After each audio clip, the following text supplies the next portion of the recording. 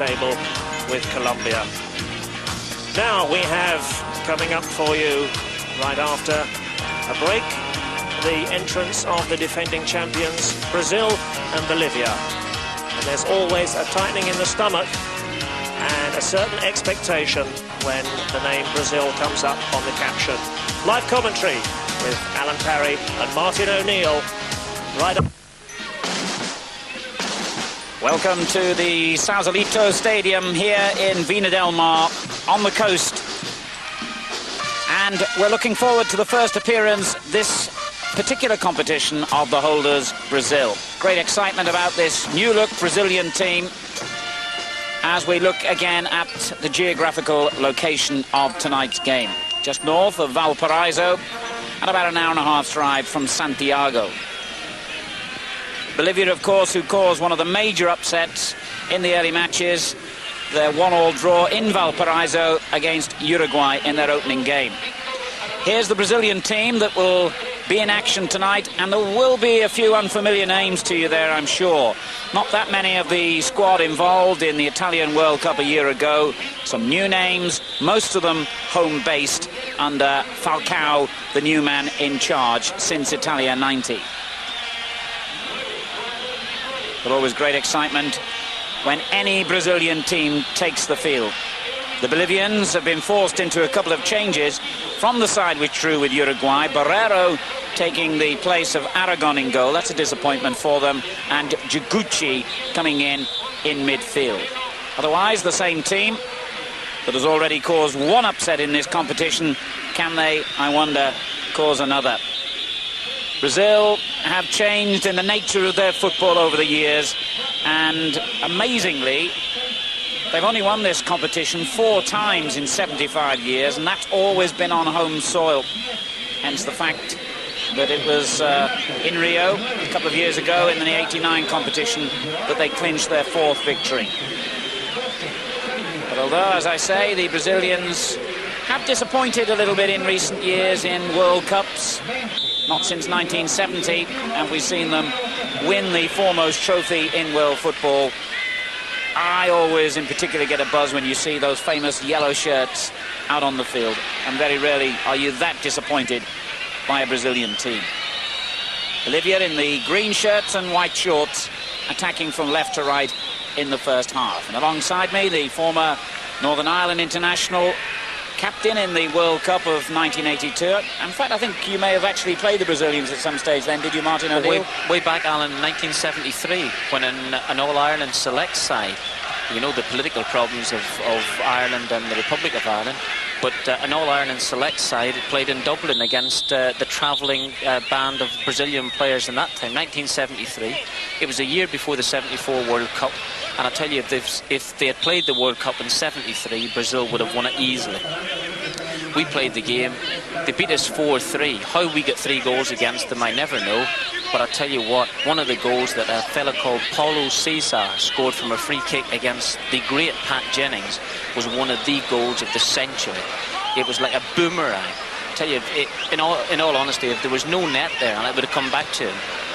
It was such a goal. Free kicks are one of the trademarks, of course, of Brazilian players. If things aren't going right for them in open play, they are as dangerous as any teams in the world when they get a free kick. And we look forward to seeing what they can produce in this, their first appearance in the Copa America 1991.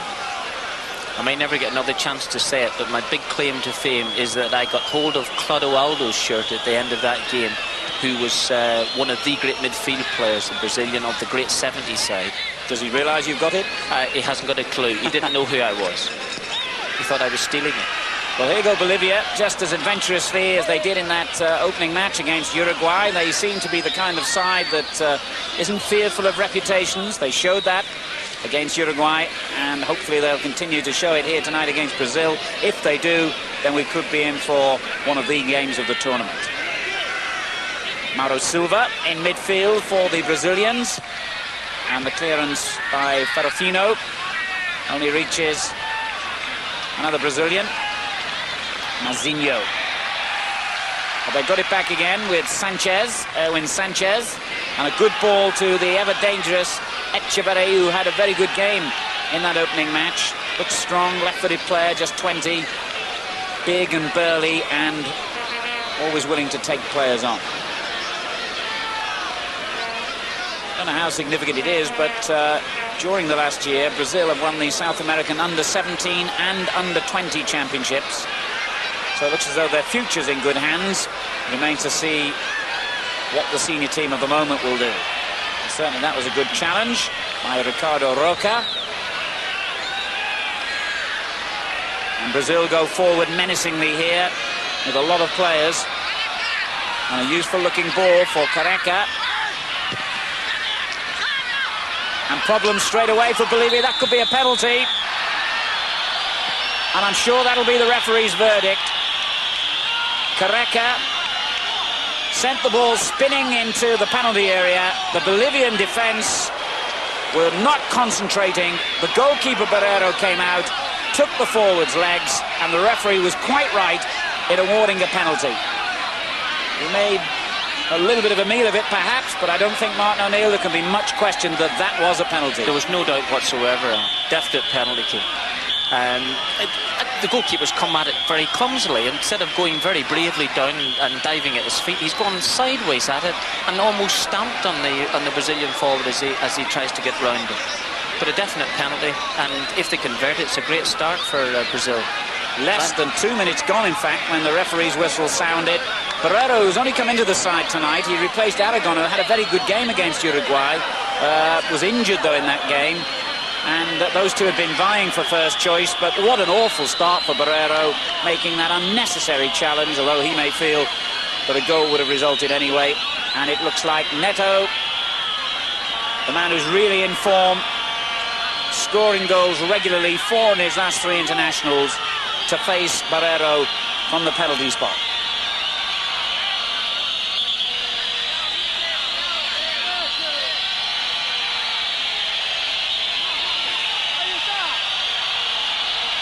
A lot of whistles and cheers from the crowd as he steps up, but no mistake. What a start for the holders, Brazil, and Falcao, their new coach. The captains given Brazil the lead, and when they get in front, not many teams come back. It's a very, very early stage of the game, but Falcao will encourage them now to calm down and build on their lead. Excellent penalty. Yeah, stuck it in very, very well. But what a great start for them. As we see the penalty being scored, he stuck it in superbly into the corner. But it was a dilemma for the goalkeeper. It's one of those situations, Alan, where when he's made his mind up to come, I think he's got to come the whole way, but come bravely. As I say, don't dive in with your feet. Having said that, just clear. Having said that, it's a situation when he's made his ground towards the forward. I think perhaps he could have just held up, and he made the forward's mind up for him and just hold up there, because the forward still had to go round him at the end of the day, and there was a possibility of 1 or 2 Bolivian defenders getting back onto the goal line. But disappointing start, as you say, for Barrera, because Aragon, who started the competition as second choice, was pushed in, obviously, for perhaps maybe Barrera's lack of form. I'm not terribly sure. But Aragon was simply superb against Uruguay. And I think I was a little bit harsh on him, because he got injured about 10 minutes to go.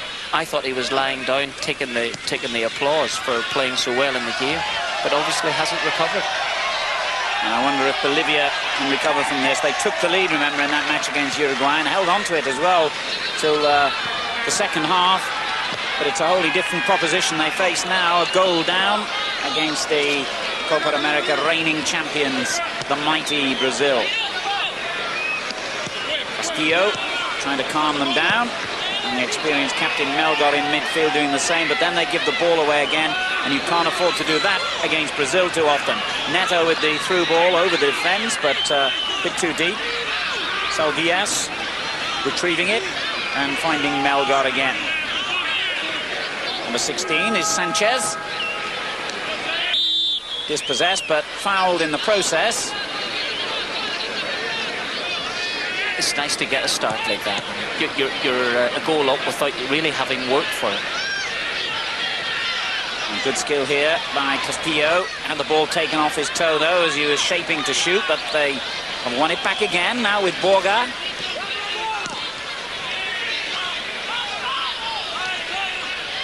Melgar helping it out to the left, and a cross-come shot that really ended up being neither. And Brazil break dangerously with João Paulo. And hopefully that will enable them to really settle and show us what they're made of here, Brazil. We've been disappointed so far with the displays of two of the pre-competition favourites. Argentina, who made their first appearance last night, and although they won comfortably against a poor Venezuelan side, they didn't really do enough to convince us. They looked like likely champions, and Uruguay, who've equally been disappointing in their two matches. So it's down to Brazil, perhaps, to show that they can hold on to their title. Echeverri, Melgar, Rimba playing it back to the captain, and then rather strangely Melgar giving it away. Just to add to your point, Alan, about perhaps Argentina have been a little bit disappointing last night, despite beating Venezuela 3-0. The Chilean press are in absolute raptures about the Chilean performance against Peru, and they feel now that they've got an absolutely splendid chance of getting through. Careca had a splendid chance of getting through then, as the referee played the advantage rule after that splendid run by Neto. But Echeverri, the opposite number 10, bringing Bolivia onto the attack. It's a game that started at a noticeably faster pace than we've been used to in this competition. There's certainly no early caution being shown by either side here. And I must say, Bolivia do warm your heart, because many weaker teams in competitions like this seem to be a little bit overawed by opponents with a superior reputation and defend in depth. But Bolivia don't seem to take that philosophy at all, and they come out to attack. That's really good to see. They played brilliantly for long spells in the game against Uruguay. They got tired and they defended badly at inopportune moments.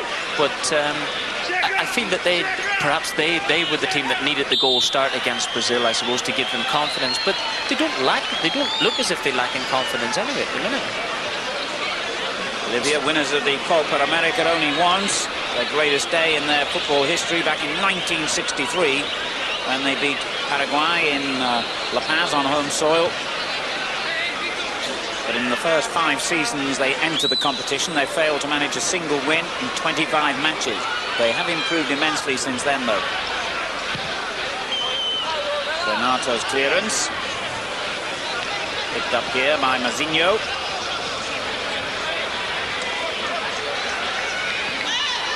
And plenty of bite in the early challenges here. Melgar forcing it through to Castillo. It's a game with more of a European flavour about it at the moment. A lot of crunching tackles and the ball being fizzed about at great pace, rather than the slow, languid build-up that perhaps European spectators would typify as the South American approach. Cool evening, so we haven't got the blazing heat, perhaps, that many of these players are used to performing in. 11 minutes gone, Brazil leading 1-0. The goal coming very early on from the penalty spot, scored by Brazil's captain Neto.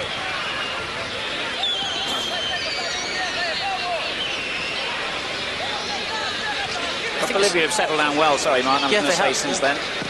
I think it's important for the nation of Brazil to get a good footballing side again. They haven't had a decent side in 10 years. I happen to believe that the '82 World Cup was the best side that they had since 1970, and they were desperately unlucky to lose to Italy in the quarter-finals in Spain. But since that, they've had a mediocre side. They've always been strong, but there's been no real genuine flair in the team. Perhaps maybe this might be the turning point for the next 3 or 4 years for them. This is Mazinho for Brazil. Plays his football like many of this squad in the Italian league, for Lecce in his case. And as he played it forward offside, so Borga, the 34-year-old general of things in midfield, in possession for Bolivia. Forward to the captain, Melgar. And Borger again.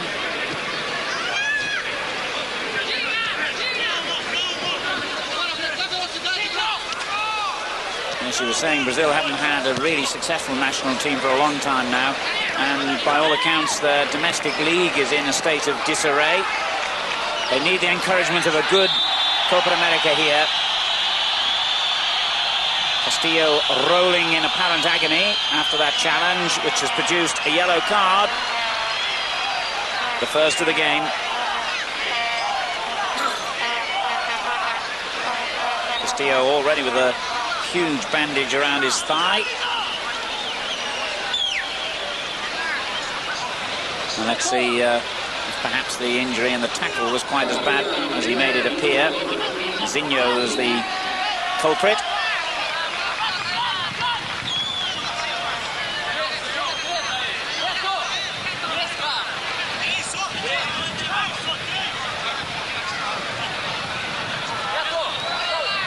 Tafarel standing, leaving most of the goal unguarded. I'm sure he'll move in a moment, though. As Echeverri lines up the shot. And not a bad effort. And it's as well that Tafarel did readjust his position, although ironically the ball did go to that same side. That was a good shot by the left-footed Echeverri. Good free kick, Brazilian style. It's an excellent shot. He's been a very impressive player. He played exceptionally well against Uruguay, and he's got into the game early on here. That will give him a wee bit of confidence, but he's not a man that seems to need a bit of confidence. He's out in the field. He's a lovely left-footed player, very, very neat and tidy, got explosive pace, and has certainly caused Uruguay a lot of problems early on in that game. I think he could do the same here tonight. Ferrafino with a good-looking through ball, neatly nodded down, but João Paulo there to intercept. And the Bolivians continue to convince you that they'll give Brazil a game here. Coming up to a quarter of an hour gone, Brazil leading 1-0. Zinho spreading play out to that far side. Back it goes to the goal scorer and captain Neto. He tries to spread it back and does so. João Paulo down the line. Zinho holding up, realizing that the throw is his best bet there as we get confirmation of the Brazilian 11.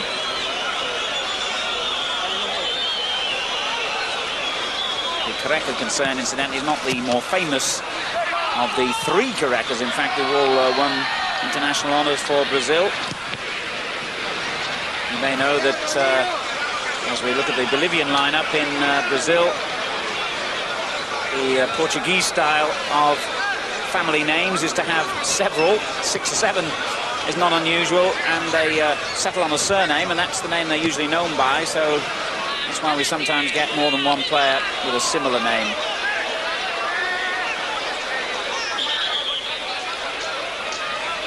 Branco is only one of those, as far as I know. One of the most, in fact, the most experienced player in the Brazilian squad with over 40 caps. He's got a murderous free kick as well. And a murderous little challenge then on João Paulo from Rimba. Another player who's got a reputation for free kicks, João Paulo, and another who plays in Italy for Bari in his case. Mazinho, and they do like to get width into their play as often as they can, the Brazilians.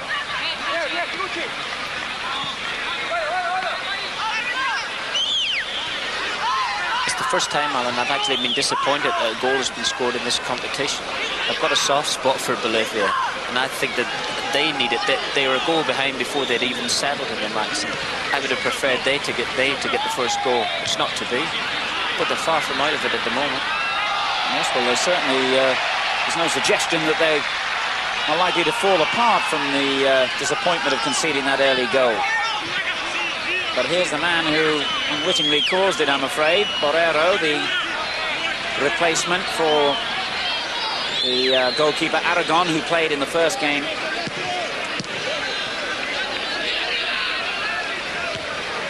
Echeverri winning the header, but no support. Zinho.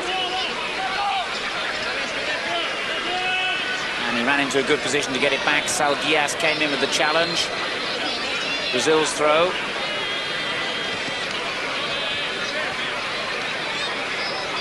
And good control by Mauro Silva.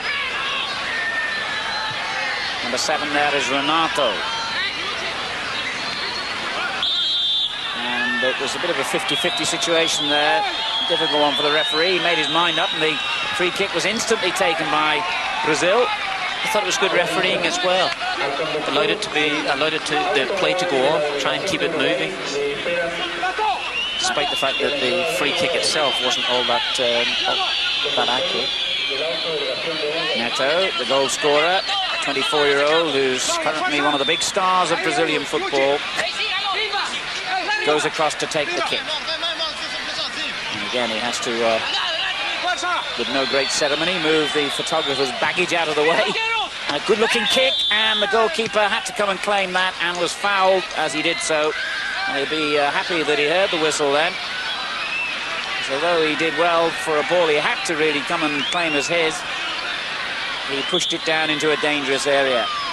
Lucas Aid Sport, one of the sponsors, helping to bring this live and exclusive coverage of the Copa America into your homes. I thought he didn't do badly there, because it was important he got some sort of touch on it just so soon after causing the goal in the first place, which was certainly causing the penalty. And he had to get some touch by hook or by crook. He managed to palm it out anyway, despite the fact he was fouled. Good play by Ferrofino. And this is Sanchez. A lot of space to operate down that left flank. And a useful little ball, but poor control gets Brazil back in possession again with Neto. And a good ball by him to Careca.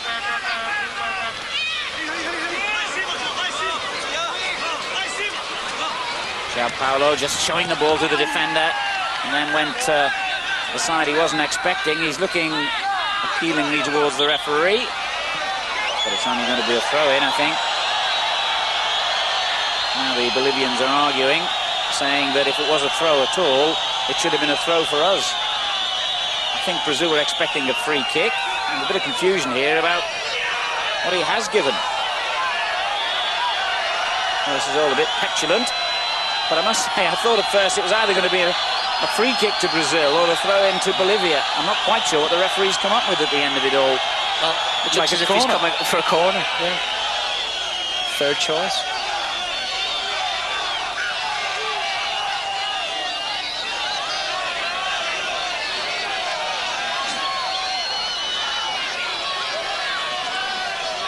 Corner it is, and Neto caused problems from the other side with his previous corner. Lovely to see a player who can take corners on both sides of the field, in swinging or out swinging. And a good-looking one, and that could have been really dangerous. Cafu keeping it in play. But a bit too strong the cross. In their first game against Uruguay, Bolivia had a few problems in the air as well, despite the fact that Ferrofino looks about 6'8". And the goal itself, despite it was a deflection eventually, the Uruguayan goal against them. But it was poor defending. They had enough bodies back in the penalty area, they just couldn't get it away. And Brazil are trying to test them out in this.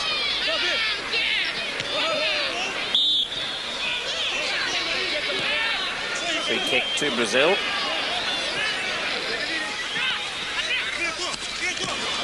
Franco pushing it forward, a good-looking ball for João Paulo, and the cross was knocked away first time.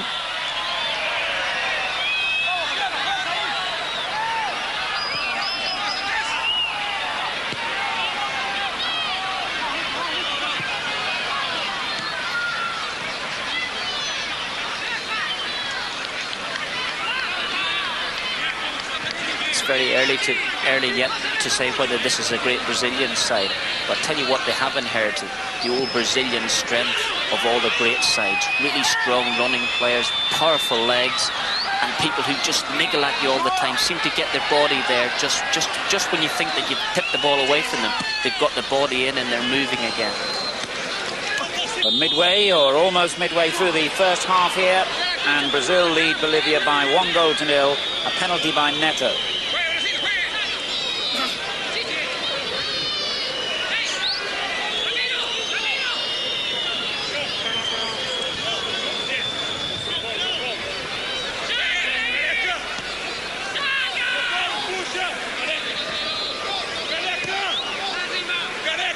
Branco. Sao Paulo is the target for one or two dubious challenges.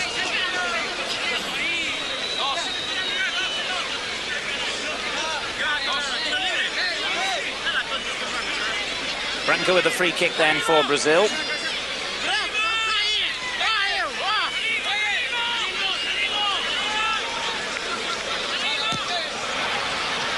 And it looks dangerous, but headed on into the wrong area as it happened. Just noticed, incidentally, we were told, our information was that Barreiro had come in goal for Bolivia in place of Aragon, and that's naturally the information we went on. But I noticed the goalkeeper is wearing 22, which was Aragon's number in the first match, and not number 1, which is Barreiro's number. Information can be a little bit inconsistent in this part of the world, so perhaps we'll double-check that one. I didn't see the Bolivians in that first game, Martin. All goalkeepers look the same to me anyway. No, certainly doesn't look like Aragon. Whoever it was, Neto certainly dispatched the penalty very cleanly past him to give Brazil their lead here. They haven't managed a shot in anger since then. As Mauro Silva kicks the ball again out to that right-hand side. Underlining the fact, as I was saying, that when they can, they get the ball wide at every occasion. Neto looks very strong in possession. And here's Branco. And gets it back. That's lovely 1-2 football from the Brazilians. Bit of an unlucky bounce then for Branco as he was challenged by Rimba. Rimba, who produced the cross for the excellent goal scored by Juan Suarez, by which Bolivia took the lead against Uruguay. Sao Paulo in strongly. The referee has whistled again. And a goal kick the outcome.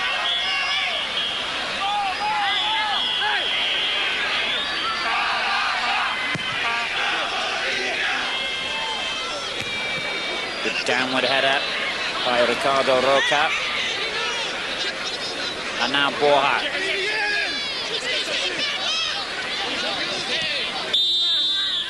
Referee seems a little bit too keen to whistle at times.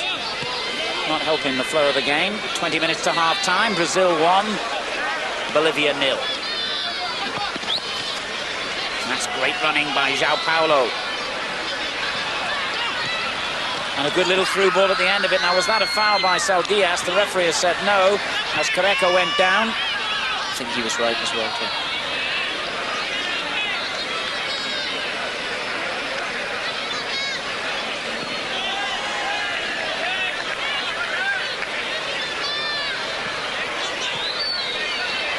Good ball down the right again as Brazil threaten once more from the flanks. And the goalkeeper, who we do now believe is Aragon, so we were given wrong information when we were told it was Barreiro. But pretty certain it is the man who played in the first game.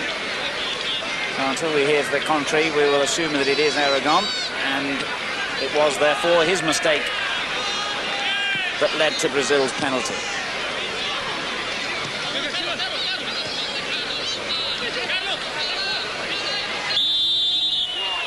And once again, when you think the referee might just allow play to go on with a team in possession, although a foul probably had happened, he whistled and is making the play a little bit bitty here, when there's every promise that if the teams are allowed to play, we'll see some good football. Rimba.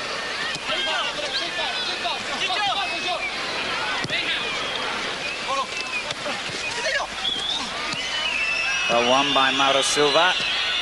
A good little layoff too from Renato. Now Branco. Ran into trouble. Rimba stood his ground well. And that's a useful ball as well for Suarez. But he held on to possession too long. Renato helping it back to Tafarel, who's just had that one save to make from Echeverry's free kick. So an important stage of the game here for Bolivia, because Brazil are just finding a rhythm for themselves, being able to find men very, very easily, comfortable at taking the ball with men up at their backsides. And I just think Bolivia haven't been able to get the ball comfortably for a moment or two. It's vital that they get a grip of it.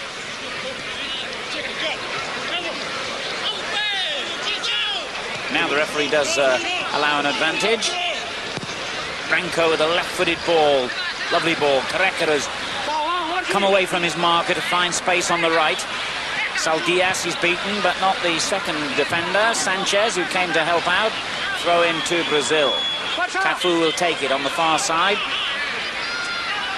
One of the new players. Careca trying to get it back to him and doing very well, and wins the corner off Saldias. When Falcao first took over as coach, as we thank Adidas, our other major sponsor, for our coverage here of the Copa America. When Falcao first took over as Brazilian coach, he was apparently told not to pick any overseas-based players, but they've gone back on that ruling, as that wicked corner, I think, hit the roof of the net rather than being tipped there by the goalkeeper. Tell me this, Alan, can you see, does that goalkeeper have a moustache? No, I don't think so. Maybe it is our old friend Aragon there. I'll stand by what I said, he's still a good goalkeeper. So I'm now changing my mind. I'm going to blame the defenders for that penalty. Don't worry, you'll never know.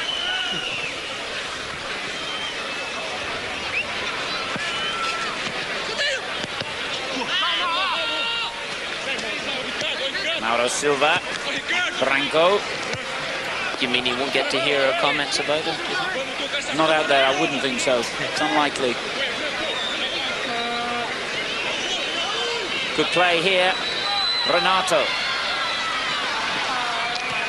But it all seems to be a little bit crowded up in the middle third of the field here, and as soon as anybody does start to make a run, they quickly run into trouble.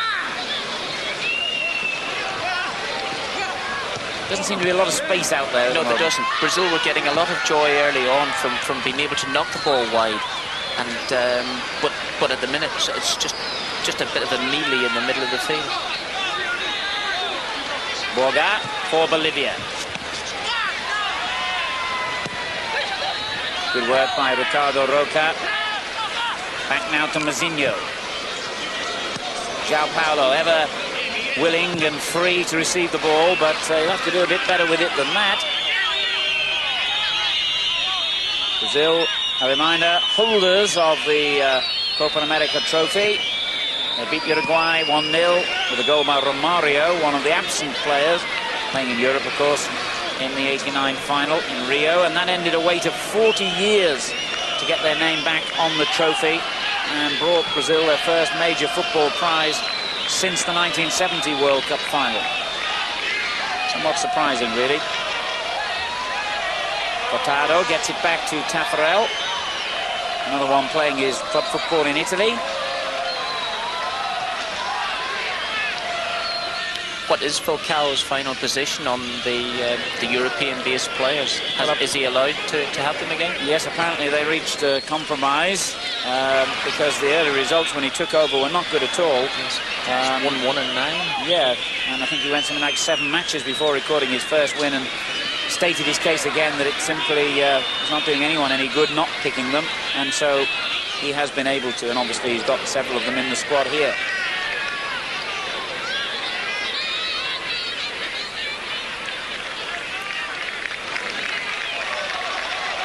"32 minutes gone here in the first half in Viña del Mar, and Brazil lead Bolivia by 1-0.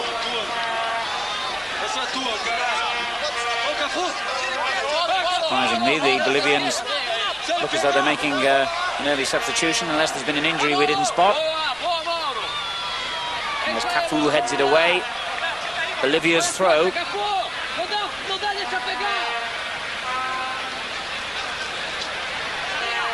Renato big and strong, but couldn't win the ball in that challenge. It was Neto back to clear, but only as far as Saldias. It's a good layoff to Echeverri, and he's done well to beat the first defender and the second. Splendid run here. Oh, what a wonderful goal that could have been.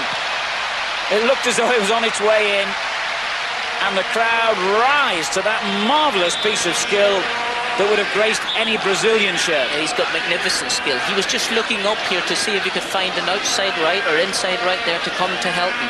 When he realised there was nothing on his right-hand side, he decided to try the chip. But terrific piece of skill. Well, that would have been one of the goals of the tournament if that had gone in. That was brilliant play. That should give them a lift. What they were doing very well against Uruguay was that they were hunting in packs. There were 2 or 3 men going very quickly onto the Uruguayan players, certainly at their height of their good play. They've tended to sit back a little bit and allow Brazil to get into a pattern of the game. I think they should just try and close them down a little bit more, do the ugly side of the game a wee bit better, and they might get better results for it. They might be able to win 1 or 2 balls in important positions in the Brazilian half to give the likes of Echeverri and Sanchez, a few of them, a chance to get going.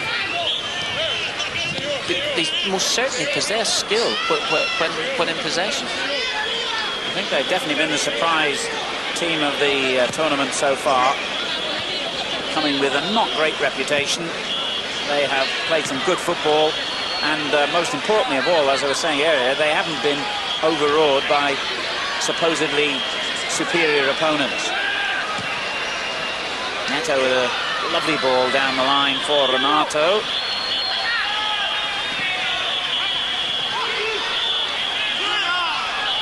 Oh dear, that was an unpleasant tackle, and I think it'll be a yellow card. João Paulo had moved across from left to right and was brought down late when he'd already got round the defender. So the second booking of the game. What we've noticed so far in the competition is any sign of cynicism at all in tackling. It's an immediate yellow card. I think it's not too bad as well, too. Not too bad, because the real nasty fouls are being cut out of the game. And if Uruguay can complete the match without a red card or a yellow card, then it's got to be good news. Well, there's always a buzz of excitement when Brazil get a free kick. This looks, dare one say, a position in which it would be near impossible to get a shot on target, but we've seen them do that before. Oh, little trick this time. Oh! Well, it wasn't a shot on target from the initial free kick, and a bit of unpleasantness creeping in as Branco got himself involved with Castillo. But nonetheless, the shot from Branco that followed the little tapped free kick could well have tested out Aragon. I thought it wasn't a bad idea. The execution just wasn't proper at the end, but it wasn't a bad idea at all.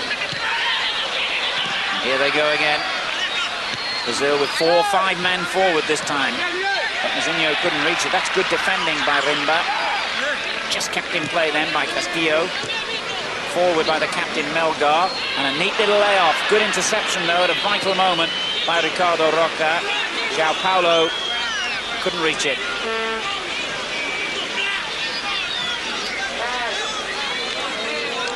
Played 5 times against Brazil, Bolivia, and have managed a couple of wins, including a 5-4 victory in one of the famous games in the competition's history in 1963, the season Bolivia actually won the competition. On another occasion, they let in 10 goals against the Brazilians. So it's got a reputation of being a high-scoring game in years gone by anyway. Sanchez, the player booked a few minutes ago, getting it forward. Suarez, dispossessed and fouled. 1-0 the score to Brazil. 8 minutes to go to half-time. Well, a Bolivian goal before the break would certainly liven up the second half here. And they look eminently capable of scoring one. Echeverri almost did.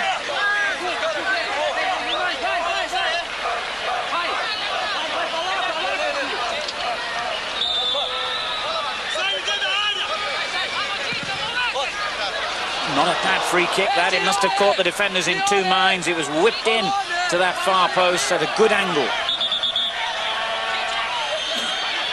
It's a terrific free kick. And I'm surprised that teams like Bolivia don't try this a wee bit more often. Right across the penalty box, anybody coming in there getting the slightest touch has every possibility of going into the net. Instead of just lobbing one in, which becomes a 50-50, which becomes a 70-30 ball, and in turn is generally clear. That type of ball is very, very dangerous. Yes, even a defender getting a touch for that might well have sent it spinning into the net.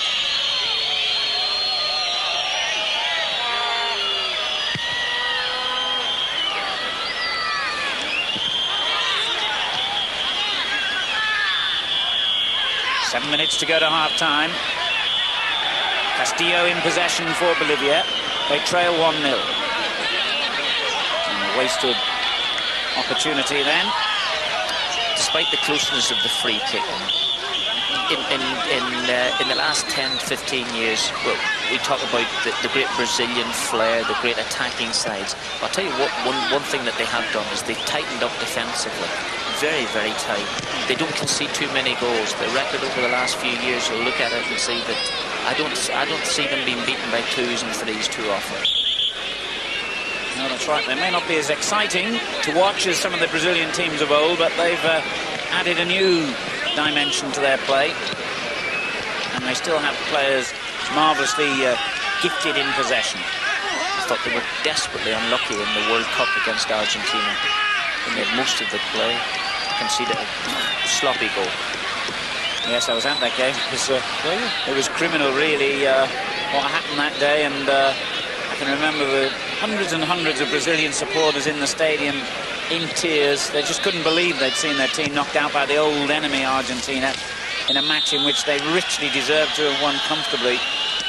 And one of the great things about having Brazil in big competitions is not just the way they play, but their supporters, who always bring a special atmosphere to the stadium.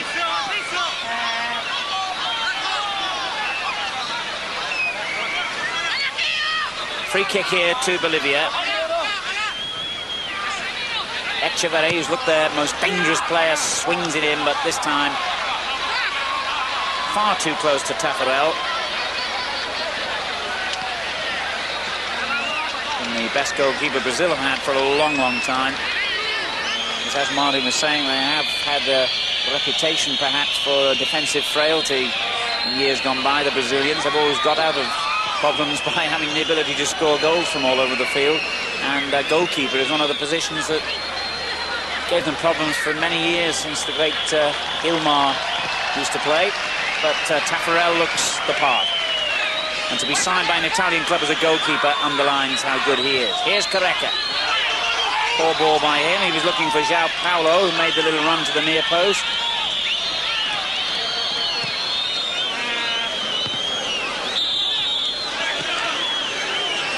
Well, I must admit, this has not turned out as I expected. After that very early goal for Brazil, you rather got the impression that they might then really dominate, but all credit to Bolivia. They've lived with them since conceding the goal.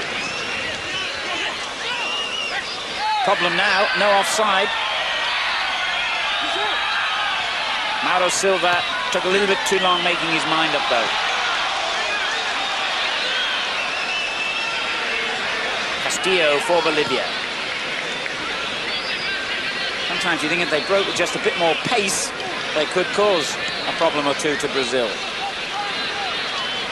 Saldias gets it back and was nudged over, I think, by Neto. And one of the features of this tournament so far is that the Chilean spectators have gone with the underdog. So they're really behind Bolivia here. 3 minutes to half-time. Bolivia a goal behind still. But in a threatening position here, they had a very good free kick from an almost identical place just a few minutes earlier.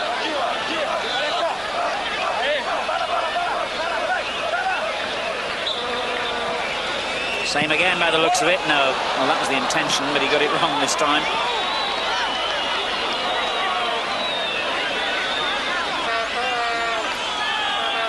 that's two free kicks just wasted there by. I think the intention was the same as the last time that the ball was on that particular side, but Echeverri just wasted one about 2 minutes ago.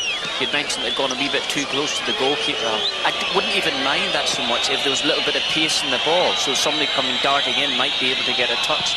But those just have been too wasted in decent positions, because at the end of it all, that's where they're trying to get to. Here's Ferrofino.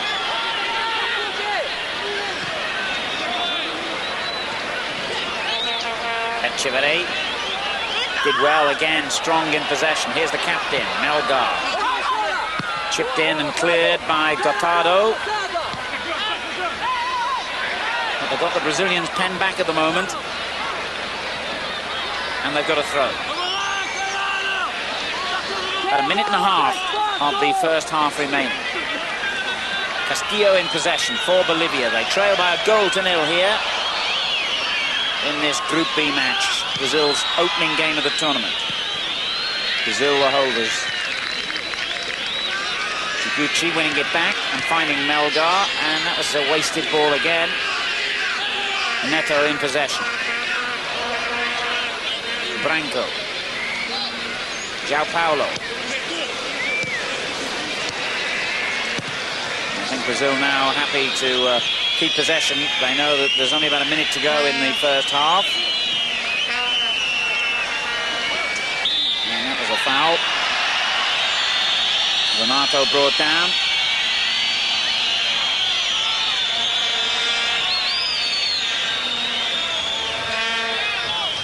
Well, I guess the story of the half has been a brilliant start for Brazil, which they haven't really built upon, although they've looked, obviously, as you'd expect, good in possession. They haven't looked that threatening in front of goal as yet. And Bolivia have more than held their own in this game. Here's Branco, though. Now Echeverri.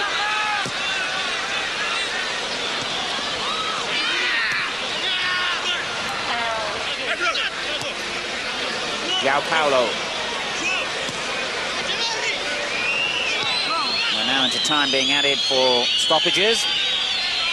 Ricardo Roca for Brazil.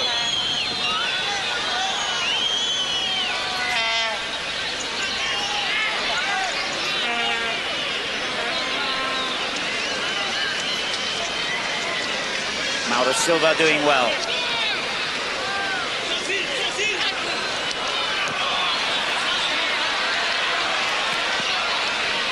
And here's that man again. Echeverri's looked the best player for me. Certainly the best Bolivian player in this first half.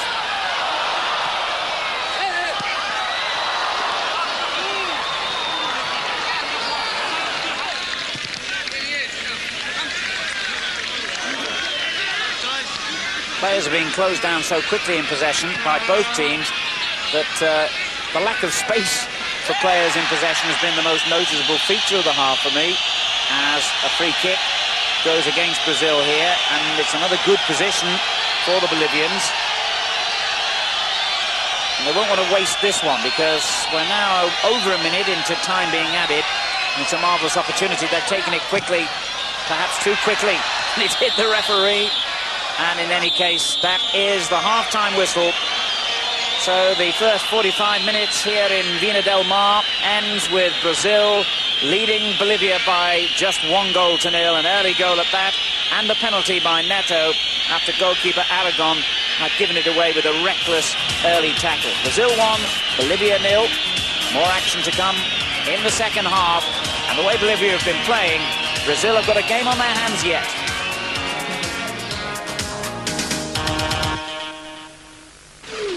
Two live soccer matches a day on Screen Sport. Screen Sport Wednesday. We drive off the tee at 6 with US PGA. This is Screen Sport, broadcasting via cable and satellite throughout Europe and the UK, 18 hours a day during the week and around the clock on weekends. For football with more flair, for motorsport with more grunt, for boxing with more punch, for golf with more drive. and constant action as it happens wherever it happens. We're cracking the whip with sport satellite by satellite. Screen Sport, more choice.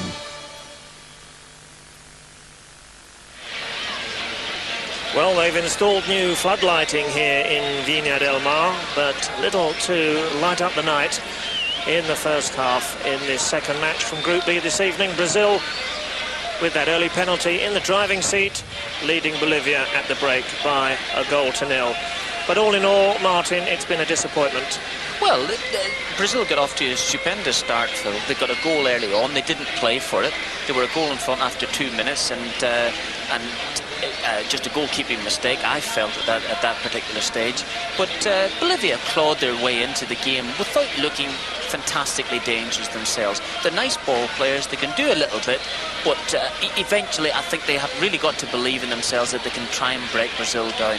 Brazil, for whatever, if you call it even lack of flair, still are very, very strong defensively. They certainly don't seem overawed by the defending champions, but they just cannot get round the back. They can't get round the back, that's absolutely right, Phil, and they've wasted a couple of decent free kicks as well, other than the fact that Echeverri had a terrific shot and goal, which was well saved by Tafarel. But that's been their only real shot of the afternoon. Well, perhaps we expect so much from Brazil. Let's pick up the action then from the better moments from the first half. And if Bolivia had a game plan pre-kickoff, that would have been shredded inside the first 5 moments, because there was a penalty after just 4 minutes. A really tragic, well, mistake by Aragon, an error of judgment to have come. That's exactly what it was, Phil, an error of judgment. He's come out, perhaps maybe still feeling the injury from the one that he received late on in the Uruguay game. Perhaps he just wasn't feeling right there. I think he's still a top-class goalkeeper, but he's approached it all wrong, and it was a definite penalty. And as I say, Brazil off to a super start. If we'd wanted the game to develop, you and I would have probably wanted Bolivia to have had the lead. But however, as you say, they've not been overawed. Despite the fact they haven't been overawed, I don't really believe they've got the killer instinct to go and win the game. And I think we mentioned this point against Uruguay. For all their lovely ability, they just don't have the killer. Well, Captain Neto doesn't normally miss from the spot. Echeverri with the free kick, well held by Tafarel from long range. That was a good save by Tafarel. Tafarel, he may not have been able to see it clearly. In fact, he didn't do. He got down well. It's a long distance away, and I think you'd be disappointed if he didn't hold on to it. There's an in-swinging corner kick. Goalkeepers just watched it go over, and flying around the goalposts, I see. But again, this was a magnificent move. Echeverri again, who's been the most skillful player that they on view, I would nearly say, was looking for a little bit of help, decided to go alone and tried to chip the ball into the corner, a la John Barnes, but failed to do so on this occasion. Yes, indeed, a moment of inspired and improvised magic there. The closest Bolivia came to a goal in the first period. I thought that wasn't a bad free kick, despite Branco getting into a bit of a fracas there at the end. Good idea. Bolivia thought that the first free kick would have been taken in their direction, and finally it was just touched on to Branco, who's had a shot wide of goal. That was a decent effort there for Bolivia. Whipped in, great bit of pace on the ball, and a possibility of trying to get the touch on there. Let's have a look at the match statistics from the first half. Not too many goal attempts around so far. 9 Brazilian fouls to the 7 from Bolivia, so it certainly hasn't been one-sided by any means. And again, we make mention of the number of offsides. That's encouraging, Phil. 2 offsides in the entire first half. So, Bolivia perhaps still very much in with a shout, with the second half to come. And Brazil will hope to improve on that 1-goal lead given them at the break by Neto, their captain. Falcao really does face a dilemma here. He's tried to build a team on home-based players. It hasn't worked. He's brought back the European exiles, and now he sees Brazil being criticised for playing too much safety first in the Italian style. Well, Falcao has sworn a return to the instinctive, unfettered... Welcome back to Viña del Mar. I apologise if you're having a few problems, as we are, with the quality of the pictures from the stadium here. And we hope it settles down in time for the start of the second half of this match, in which Bolivia are all ready for action. The Brazilians just taking the field with a 1-goal lead, remember. Penalty conceded in the 3rd minute, or thereabouts, by Bolivia, by goalkeeper Aragon, and then converted by Neto. Have quite an interesting effect, this game, obviously, as Brazil's first appearance in the competition, on the state of play for Falcao's team in Group B, where Colombia are the current leaders. They're 2 points. Uruguay, surprisingly, having played 2 matches, only have the same number of points, and Colombia lead on the goal difference of +1. Group A, meanwhile, has Chile with the maximum points and a good, healthy goal difference to their credit. Argentina with +3 goals, having just played that 1 game so far against Venezuela.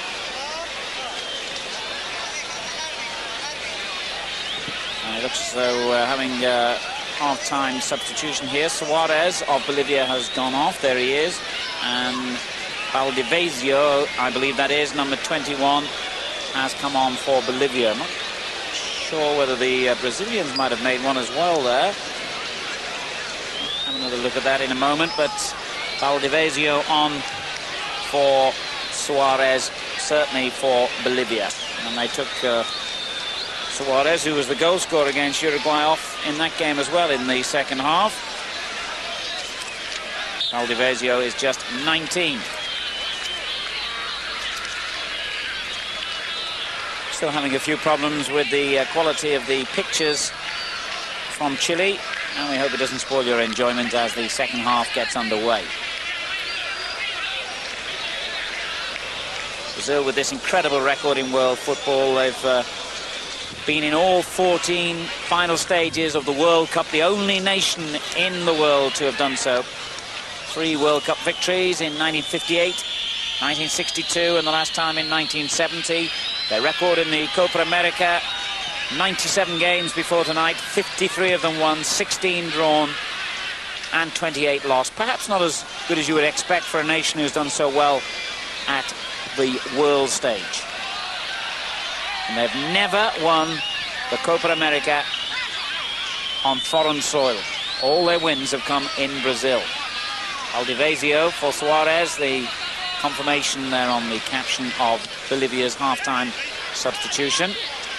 And I'm pretty certain the Brazilians have made one as well. We'll try and check who's gone off for you in a moment as they attack again with João Paulo. Free kick given. And there it is, Rai, the substitute, who's come on for Brazil.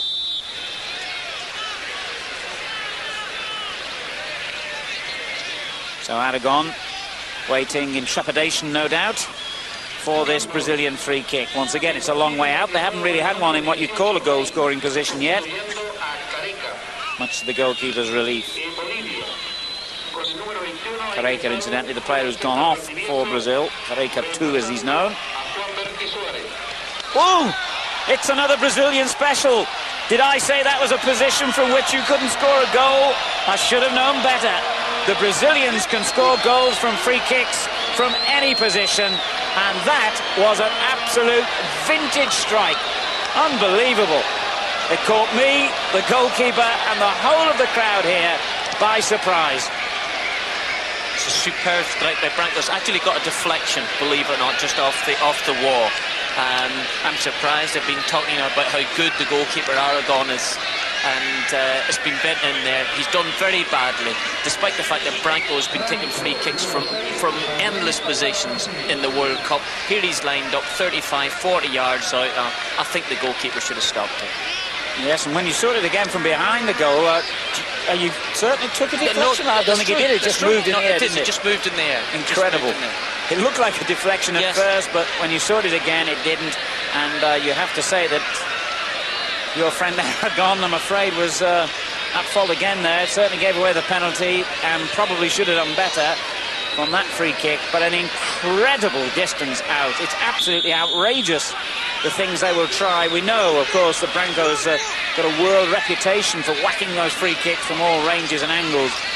But that was just, I mean, he should never have been able to score from No, he should not. He shouldn't have been able to score. The ball bounces on the 6-yard box, and still, interesting to see behind the goal. No, you're right, it's just moved. He's bent the ball with the outside of his foot. It's a terrific shot, there's no doubt about it, but the goalkeeper was terribly at fault. Incredible goal, here he goes again. But do you remember during the World Cup in Italy last year, where Branco was trying free kicks from almost any angle. I was surprised he wasn't taking goal kicks at the same time. But, yeah, disappointing there, Aragon. Well, Brazil have started the second half as they started the first with a goal. One a penalty, the other a free kick. One from 12 yards, the second from, well, take your pick, 35 yards, I would say. At least 35 yards, yes. Incredible goal. And that's a foul. No, not given. Echeverri for Bolivia. That's a good ball as well. This could be a goal.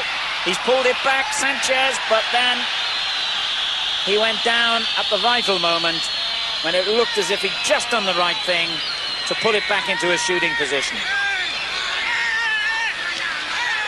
Castillo goes down, and they come back straight away here. Here's Sanchez again, trying to work himself into a shooting position. Now he's earned a free kick. Foul by Mauro Silva. They've got to get into the game now. They've really got to do it. If they allow another 10 minutes to develop, it's at 2-0. Well, Brazil should coast it. Yeah, we saw Echeverri trouble Tafarel in the first half of the free kick. This is a better position. And he's come across intending to take it to number 10. It's essentially a left-footed player. It may not be the best kind of angler. I don't know. I've given up guessing what the South Americans can do from free kicks. I think they could score from a halfway line if they had to. If it's a free kick, you've got to say it's a scoring chance. But this time, not one of his better ones. But going back to Branco's free kick, it was outrageous is the only word you can use to even consider trying to strike on target from that range and angle. Well, most people just wouldn't consider it. I suppose he's pleased to have confidence in himself to try it. So Brazil leading Bolivia now by 2 goals to 0. And that's the substitute. Right.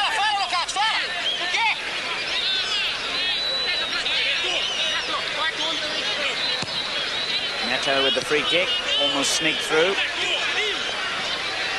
And now the captain Melgar for Bolivia. And as Martin O'Neill was saying, they really do need to get a goal in the next 10 minutes or so here, but if they don't, you can see Brazil going on to win this one comfortably. Castillo twists and turns, has the ball taken off him, but a free kick hasn't resulted. He thought he got it, but he hasn't. I still can't believe the goal. I can't. Yeah, I played in front of 2 of the very, very best goalkeepers in the world, Pat Jennings at international level and Peter Shilton for a number of years at Nottingham Forest, and I've just given up now in goalkeeping. I really have. I say to my lads, I know nothing about it. No, absolutely nothing about it. If they hold on to the ball, they're brilliant. If they drop it, they're useless. And Aragon, after me giving him incredible comments, I was talking to you about it, how good I thought he was. Not only could I not recognise him, but I don't think he's recognised his own performance tonight. No, perhaps they have sneaked the other fellow in a different jersey. Quickly taken free kick. Too quickly, says the referee. He's been a bit fussy, this referee. It may have marginally moved, or perhaps he wasn't quite ready, but you are supposed to get an advantage from free kicks. Well, I think Echeverri's going to try and do a Branco here. Not a bad effort, was it? Tafarel watched it all the way. He had plenty of time to see it coming. But nonetheless, again, it was a decent strike of the ball from that range. Botado was the player just before that caution for the foul. Brazil lead Bolivia 2-0 in this Group B game. Brazil have to play Uruguay next on Thursday, the 11th of July. And then on Saturday, they meet Colombia. And on the following Monday, Ecuador. All the matches in this stadium, every one of them. It's got to be an advantage for them.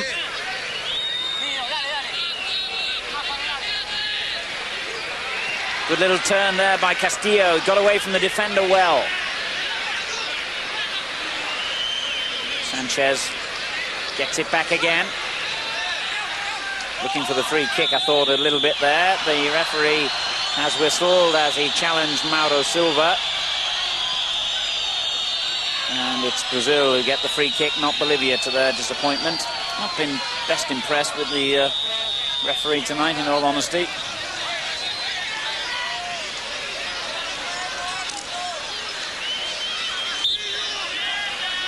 Very rarely am, to be fair. I was just about to say that. I think he hasn't done too bad. All relative. It's a good ball forward. João Paulo controlling it nicely. Rimba takes it off him. And they continue to play their nice, neat football, Bolivia.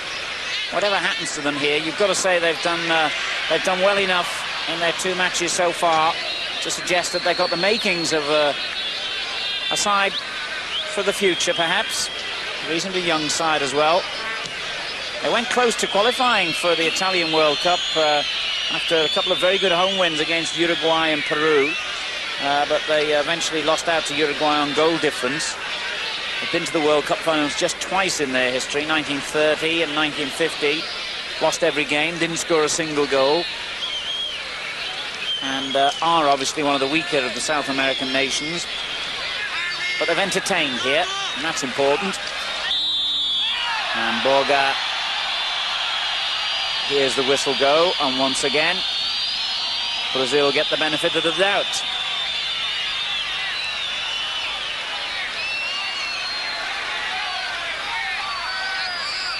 I've got to agree with you in that decision. I thought it was very, very harsh.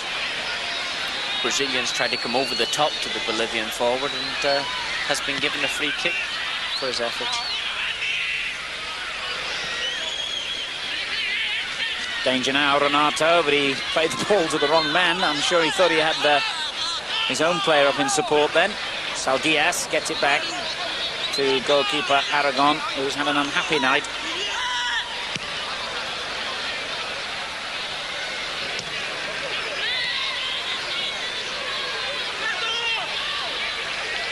It's a good ball. Echeverri, Cotado right behind him.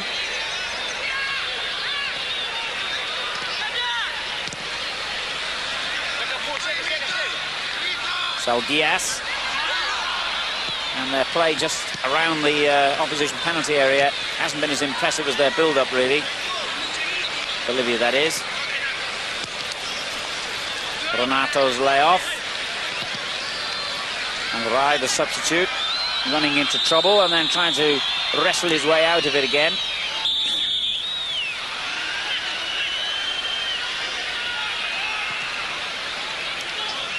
Melgar. Saldias.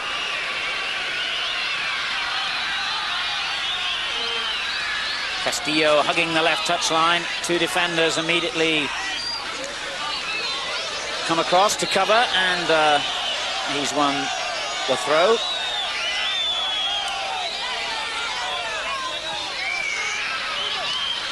Melgar looking for Castillo again, and that's crossed the line for a throw. They've been a bit unlucky on both of those. They could have had a corner each time, but only got the throw in.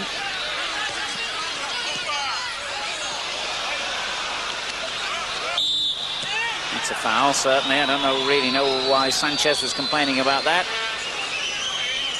Coming up to 13 minutes gone in the second half then here in Viña del Mar in this Group B match. Brazil leading Bolivia by 2-0. Sanchez, Castillo.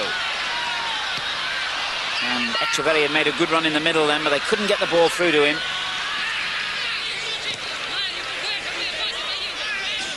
And at the moment, Bolivia are having one of their best periods of the game. Brazil have just gone into their shell a little bit. Rimba on the attack for the Bolivians.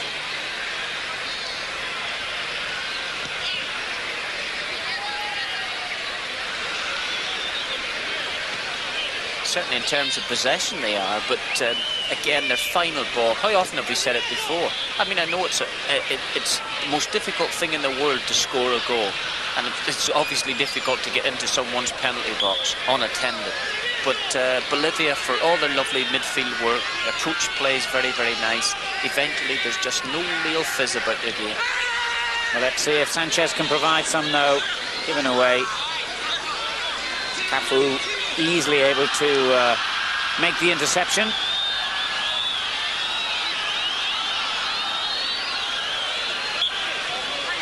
Free kick to Brazil. And another substitution for Bolivia.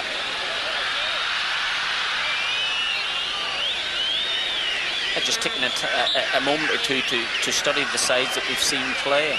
And if you consider that the two big nations, Argentina and Brazil, have very obvious chances because of their great depth, their I suppose their ability, their everything that they have going for them, tradition. You would say that Chile have performed as well as any of them. And the only thing I do think is that if you're strong defensively, as I think Brazil are, then you've always got a chance of winning games, albeit only 1-0 or whatever it may be, but you've always got a chance. Brazil leading 2-0 here. Cafu in possession. Useful cross, but well dealt with by the Bolivian defence.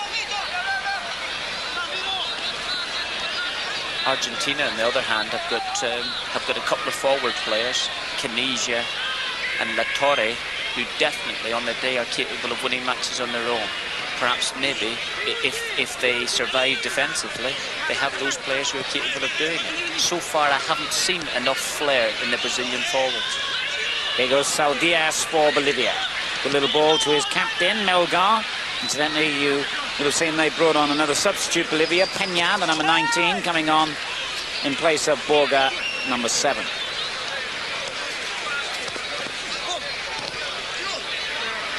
Cafu doing well for Brazil, but then 3 Bolivians descended upon him.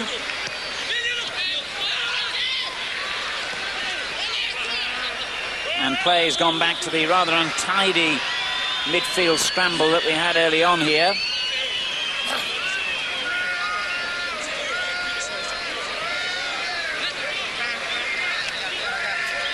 Our coverage brought to you in association with our major sponsors, including Lucasade.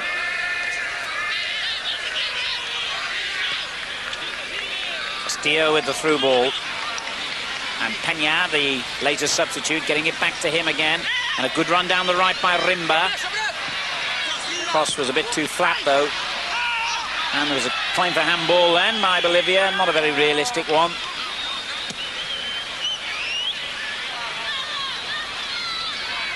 João Paulo gets away from his defender. He's done well here, and that was a cynical foul. Now, in different circumstances, in different countries, he could be in deep trouble for that deliberate trip on a player who was on his way to goal.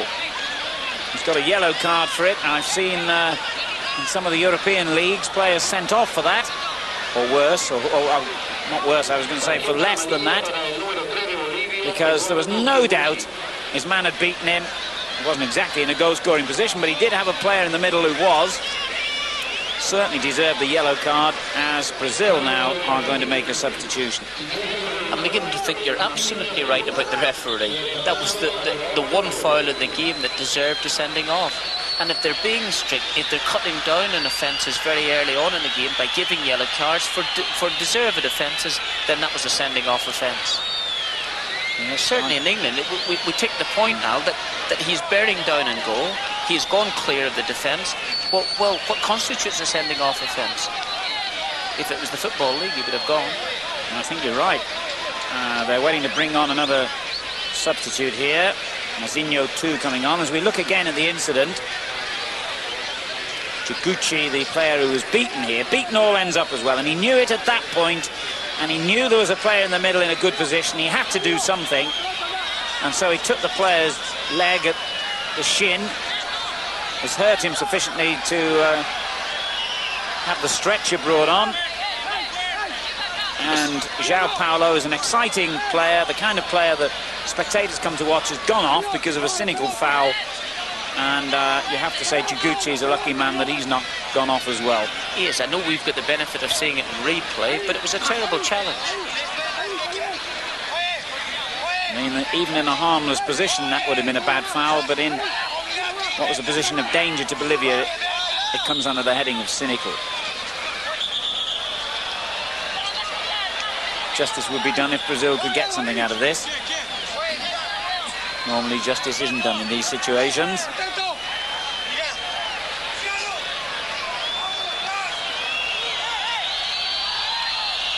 Neto will take the free kick and curls it in delightfully, and Aragon dealt with that uncomfortably as well. It just prevented the corner, just.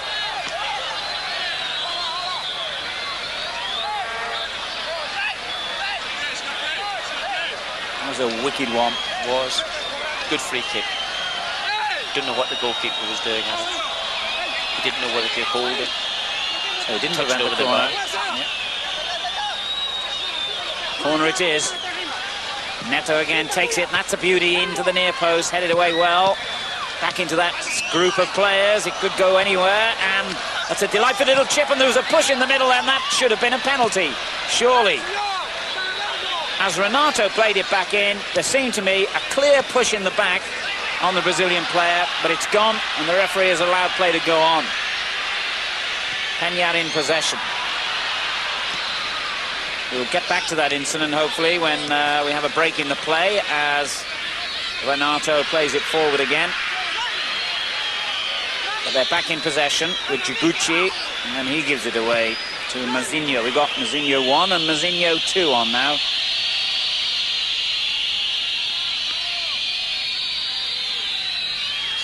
Chiguchi shown the yellow card.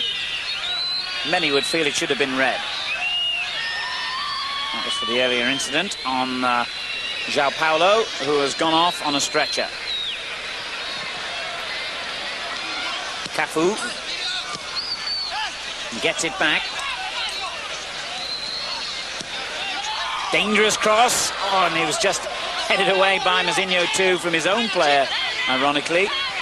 But still danger. Renato in a good position, and it just eluded him. Brazil looking increasingly dangerous now. Out of play off Gotardo. Here's that incident again, Martin. It's the play in the middle we need to watch. Yes, yes. I'm going to come out with a real Irish one here. That is a definite penalty. It's a definite penalty. But in many instances, referees won't give it. They won't give it. Brazil are sitting 2-0 up here. It's a bone of contention. They're leading 2-0. I think there's just a bit of sympathy now at the minute by the referee for the Bolivians, and it's one of those incidents where you think, well, I'll be able to get away with that. I'll claim that it was 6 of one and half a dozen of the other. There's a definite penalty. Certainly a nudge in the back, but not given. Pardon me, Brazil still leading 2-0. Neto in possession, the first half goal scorer from the penalty spot. Branco with a stunning free kick, scored the second. Renato trying to weave his way through, but there was no way through that line of 3 defenders. Renato again causing problems, kept going for that one. Bolivia need to be up the other end, really. Yeah, they're in disarray at the moment. They've not played half as well. I'll accept that the opposition has been much better. Brazil are very, very strong, but they have not played half as well as they did against Uruguay. And even in periods in the Uruguay game, they went to sleep as well. They've not been able to get hold of the ball. Brazil are too strong for them, and they've lost an awful lot of heart. Alon Rai, the substitute, plays for the Sao Paulo club. One of the major clubs in the Brazilian league. Back it comes to Neto, and there could be a third goal here. There should have been. Mazinho 2, as he is known, shakes his head in disbelief, and I think his coach will be doing something worse than shaking his head at that miss. Should have done well. Should have done better there. He's got the chance there of half volleying the ball into the net. It's fallen very, very kindly for him, and that could have been the third goal. The 25-year-old, having been on about, what, 10 minutes or so, has missed a good chance there to make it 3-0. And a chance at the other end, perhaps, for Bolivia. Tafarel saving well from their substitute. Peña. Good little skill. Yeah. No real sting in the shot at the end. And Tafarel well placed to save.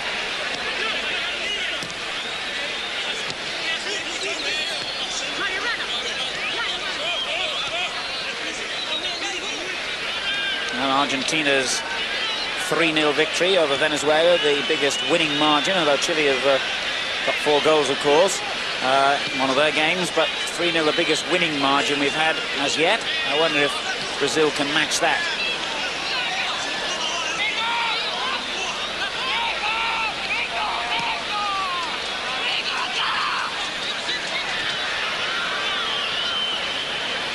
Right. Done well, and that's a nice little ball for Renato. Good defending, that. Rimba got through and whipped it off his toe, although Renato was perhaps a little bit slow.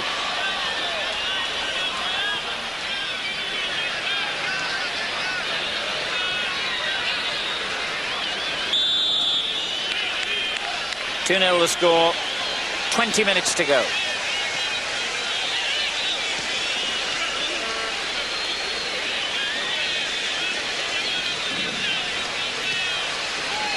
A lot of football still to be played in this competition, but I suppose if you're a betting man at this stage, you'd be looking at Chile with their home advantage and their undoubted good side and ability to score goals, and the Brazilians to be the fancied two, perhaps, at this stage. Martin, would you agree?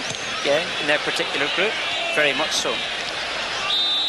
I think, as I mentioned earlier, I think Brazil will be always hard to beat. They may not score an awful lot of goals. The 2 goals today have been a free kick that should have been avoided and a penalty kick. But they are hard to beat. They're hard to break down. And better sides than Bolivia have found it very difficult to do that. I think that's something Brazil have learned. It's certainly a definite fact in these big international competitions. You can go back over all the recent World Cups and think that the team that's eventually won the World Cup, in the case of that particular tournament, haven't started that impressively. Remember Italy in '82 and in Argentina even in '86. West Germany they start steadily, they pace themselves. That's usually the type of team that wins these big competitions, and they save their better football till the end. The little ball through, and that was a very ambitious effort. Haven't seen that much of Mauro Silva in those positions. The anchorman in midfield getting forward for once. Took it well on the chest and an acrobatic effort. You're right, he hasn't been in the penalty box very often, but he is a very, very strong player. Sturdy legs. I think he's gone about his job very, very quietly, but has really given nothing away. He's a nice passer of the ball, and I think he's been one of their better players, Brazil.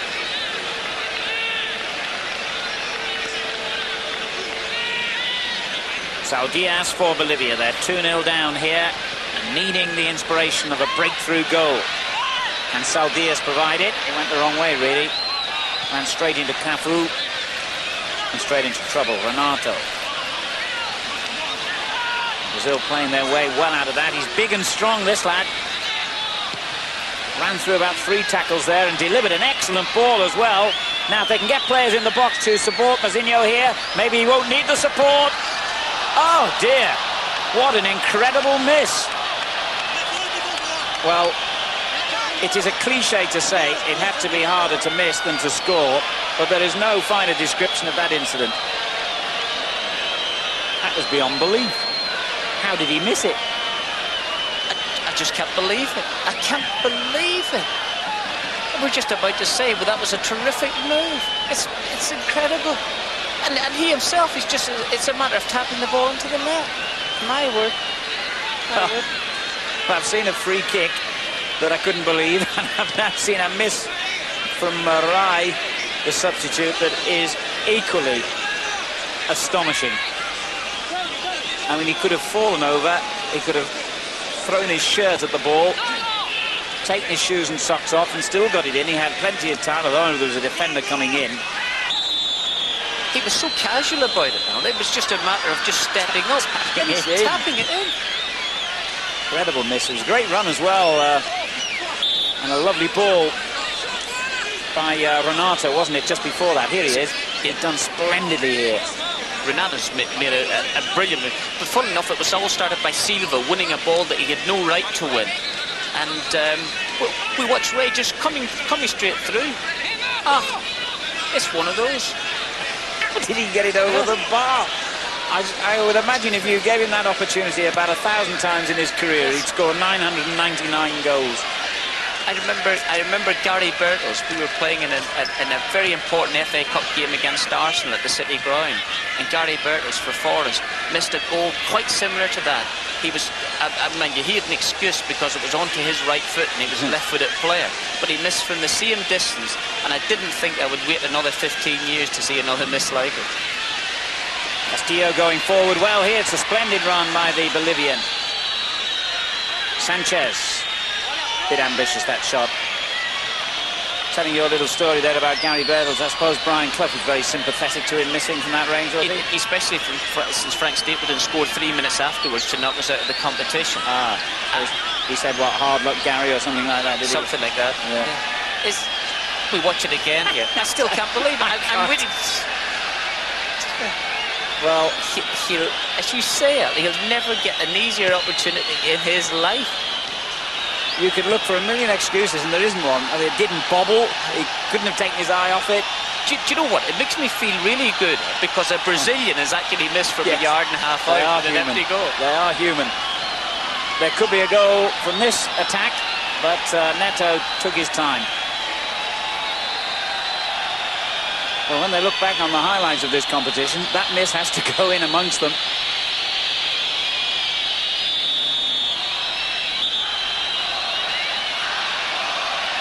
Still 2-0. Quarter of an hour to go. Adidas, one of the co-sponsors, helping us to bring you this coverage of the Copa America 1991. We're watching Brazil in Group B, favourites, of course, in that group, and the holders of the title beating Bolivia by 2 goals to 0.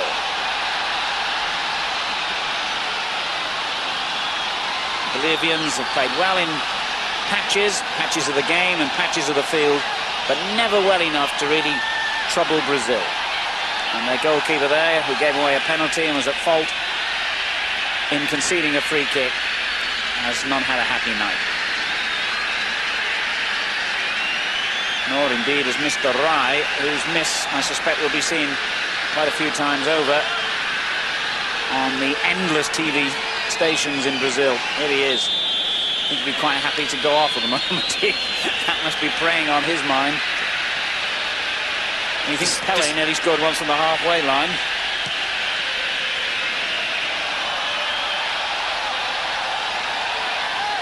But it just gone out.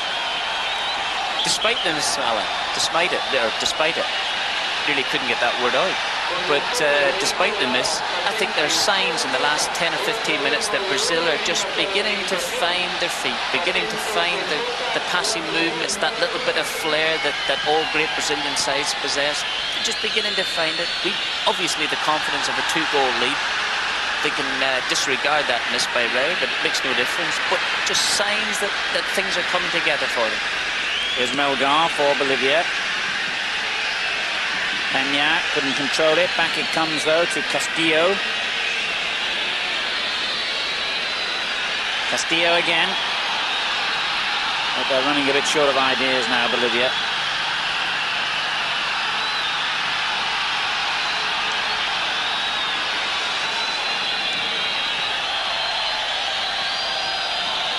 So Brazil safely on their way to their expected 2 points in their opening game.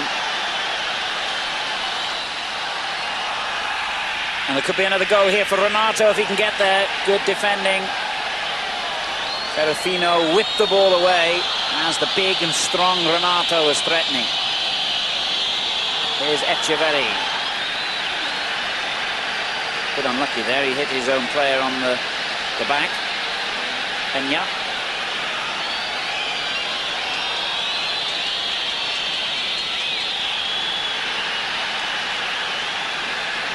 I'd like to see another Brazilian goal now. Just to round it off. And there was another naughty foul, really. And perhaps we will. Branco brought down. Branco, no doubt, will take the free kick. This is a piece of cake, really, considering the distance he scored from early on in the half. And Aragon will be quaking in his boots. It was Gigucci, the culprit again, in the free kick. I think the referee took one quick look at his jersey, looked down at his notebook and said, well, it's not worth it. No. Oh, well. Branco maybe won't be taking this one. Oh, will he? Yes. He's gone back on a run that a fast bowler would take before a delivery, and they know what to expect this time. Breaking out from the wall, trying to make it more difficult for him. Seen all that before. Aragon will be thinking, this could be the end of my career if I let another one in from this distance.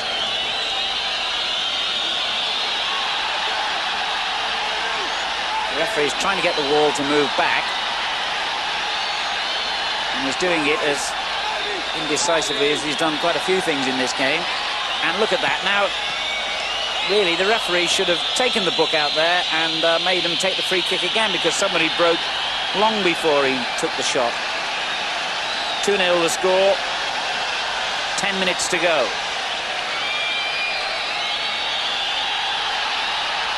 Crowd getting hugely excited about something here. I assume it's the Mexican wave. It is. Yes, the Chilean version of the dreaded Mexican wave.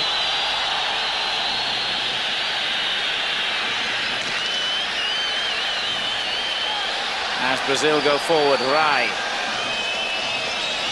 Miss of the century from him. But he finds Neto this time, and that's just offside. Mazinho 2.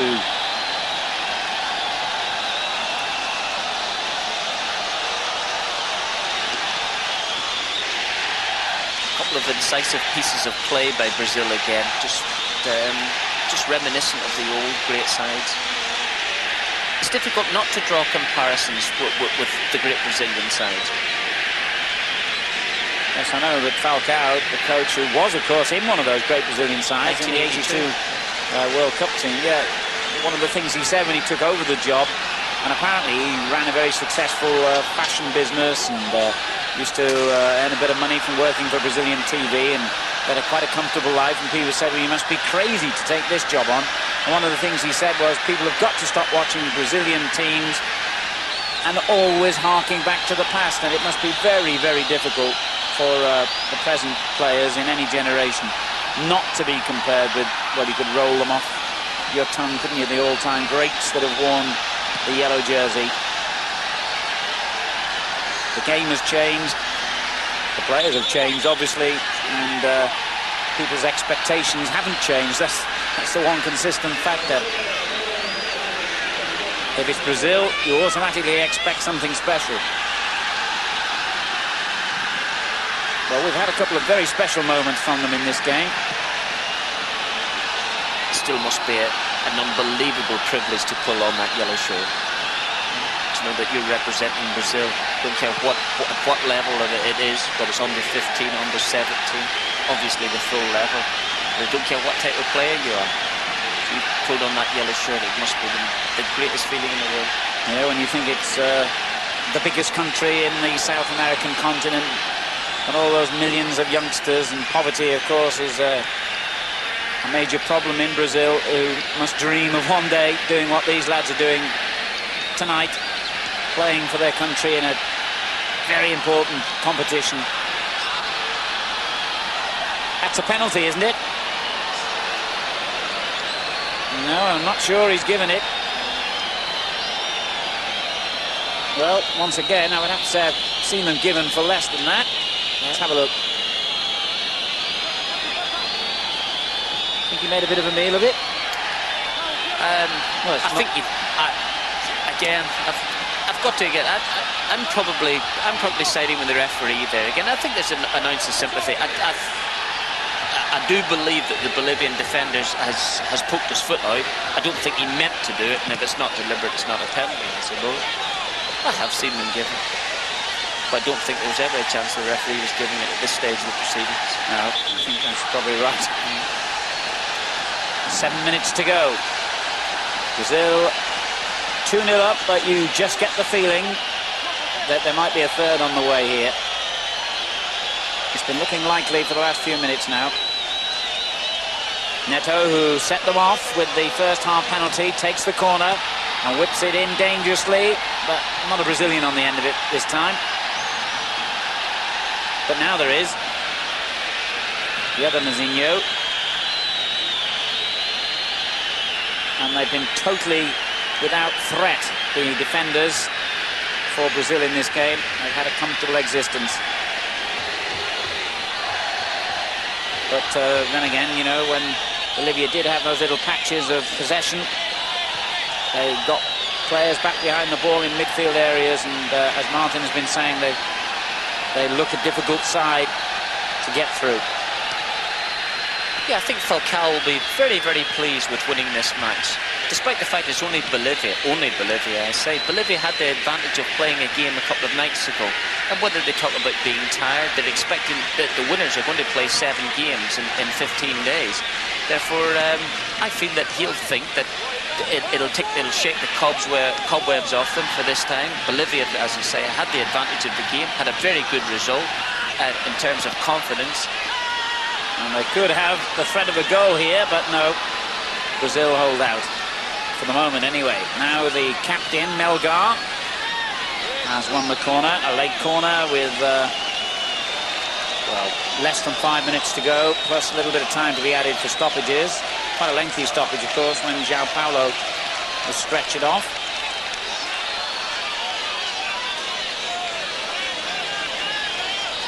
Sanchez with the corner, and a tricky little one to the near post. Saldias played it back in, but then Brazil break dangerously. 5 minutes to go. One good thing about it, unlike last night when Argentina got 3-0 up and really just coasted around and eased their way through the last 20 minutes, Brazil have kept playing. Mauro Silva.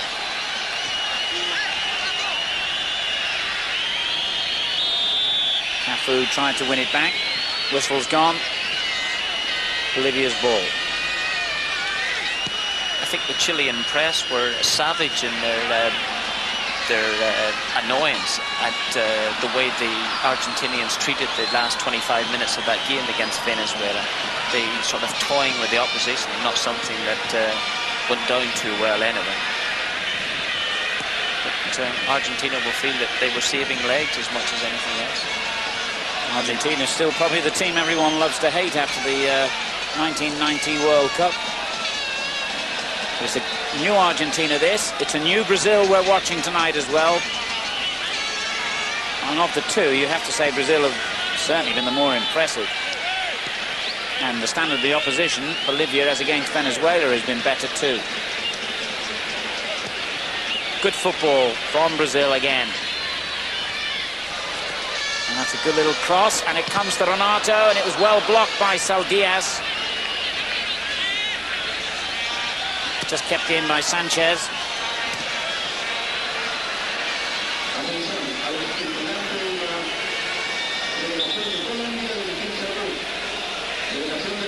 As we move into the last couple of minutes, Martin, always difficult, as we've been saying in the opening games here. We'll hold on a second because, yes, it has been given offside. First impressions of what is basically a new Brazilian team?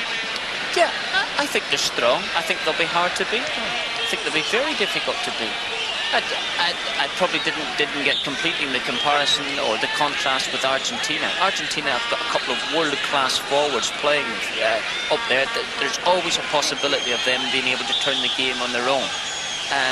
I'm not so sure that Brazil possess that type of quality at the minute, well, certainly on first showing. but they are very, very strong defensively, and it only needs just the occasional flash here and there to win matches. And if they get it right defensively, and they got it right defensively, and they did. If they get it right defensively, they feel they can go a long way in the competition. Certainly got a lucky deflection there, Ricardo Rocha, when Sausalito, the opposite number 4, whipped that little dangerous ball in. And if they get luck like that, they'll win the competition. Yes, luck it was, because that could have deflected into his own net or gone anywhere. Minute to go. Corner to Bolivia. They're 2-0 behind. And Brazil have survived that one as well. Neto, the captain. Oh, he did well then. Mazinho. Played it in rather behind Gotardo, but they've kept possession. Renato. That's a good ball as well, and huge spaces now in the Bolivian defence. A wild shot at the end of it, which was disappointing really from Neto, because Brazil looked set fair to get something out of that.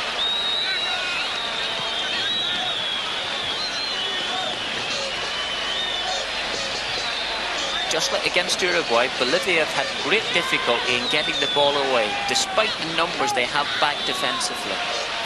There were times against Uruguay where they had 3-1 and still found difficulty in getting the ball clear. And tonight has been no exception. Brazil haven't finished yet, though. Renato is selfless running. He's done well tonight. And offside, was it? I think. Certainly the linesman flagged, so it must have been.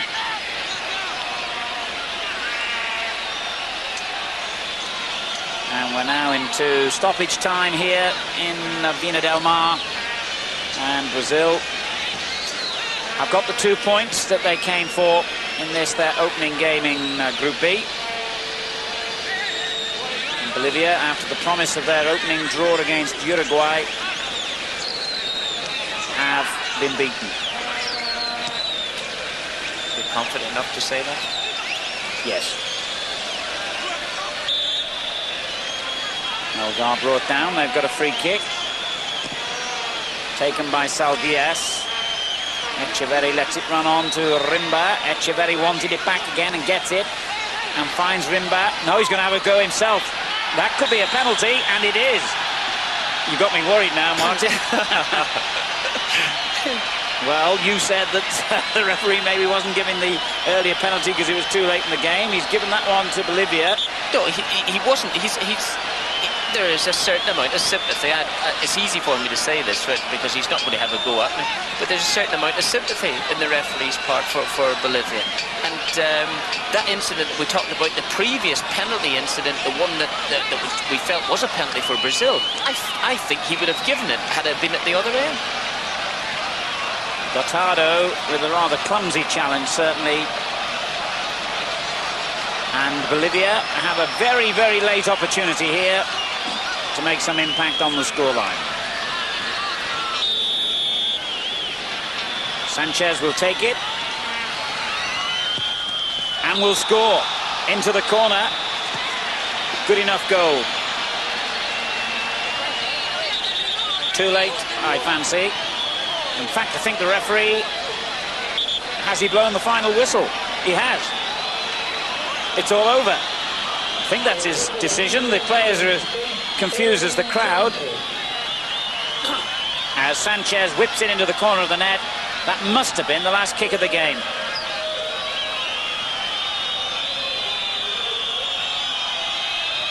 And indeed it is. So a dent in Brazil's defensive record at the end of it all. But frankly, consolation is the only word you can use to describe that goal. Brazil have won here by 2-1 against Bolivia. Neto with an early penalty. Falcao delighted to see Branco striking a marvellous free kick early in the second half. And then that very late penalty for Sanchez putting one back for Bolivia. Final score, Brazil 2, Bolivia 1. The holders off to a winning start. Our second game tonight from Group B. Well, Brazil beating Bolivia by 2-1. They haven't been incandescent, that's for sure, but they've got some of the rust out of their system, and they've started with a win that takes them straight to the top of their group. The match statistics then for you. It was a match littered with fouls, really. But the goal attempts, Brazil with 14, Bolivia just 7. And Brazil always having the whip hand once NATO had put them ahead from the penalty spot after just 4 minutes. The second goal coming in at the start of the second half from Branco, and then Bolivia with that last gasp penalty, which made the match rather closer than, in fact, those statistics bear out. And really, Martin, that last-minute penalty just underlined the consequences of Aragon's errors in the Bolivian goal. Very much so, Phil, yes. It's surprising. I think both of us thought that he played splendidly. I'm bringing you into this here because both of us thought he played splendidly against Uruguay, but he's made a disastrous start to the game and never really recovered. The first goal from the penalty spot was definitely his fault. And followed up from, despite Branco's effort on the free kick, I'd still say that somebody who's taken 40 yards to have a free kick at goal, they shouldn't score from that distance. And the ball's bounced in front of him in the 6-yard box. It's swerved, there's no doubt. He's bent the ball with the outside of his left foot. It's a great shot. But at the end of it, the goalkeeper's he's got to ask himself, why did he not stop it? Easy for us to sit in judgment up here, but really we have to say it was from fully 35 yards, and it was nothing more than a couple of metres away to his right hand. Exactly. It's not. The ball is bending, it's dipping, and it's moving around, but it still hasn't gone. It still hasn't gone miles away from him. He's down late on it, and it's come past the wall. He's had time to see the ball. But no complaints about that penalty decision? No, none whatsoever. Just a bit of lethargy, a bit of lack of concentration on Brazil's part. And I think actually conceding this particular goal will do them a wee bit of good to know that teams can score against them if they just drop concentration for 10 or 15 minutes.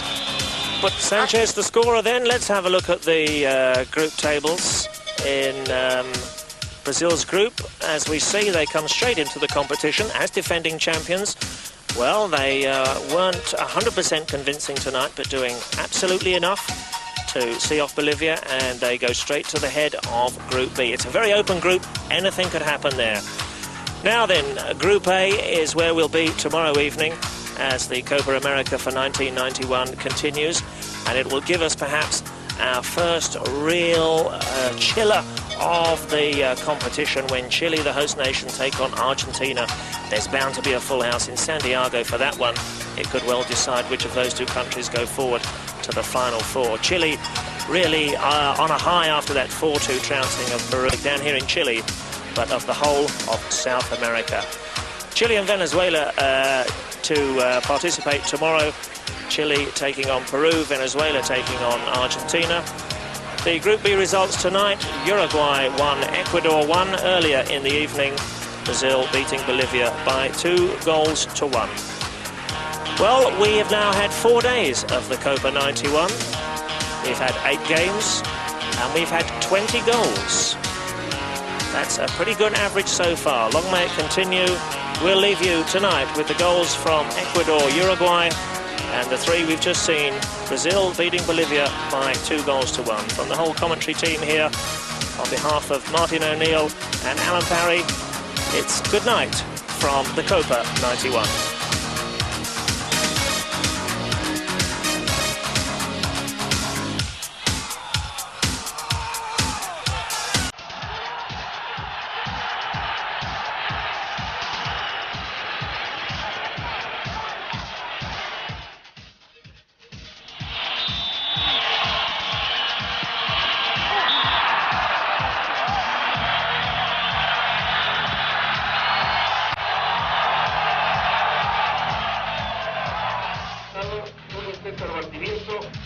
Reemplazando a Juan Suárez.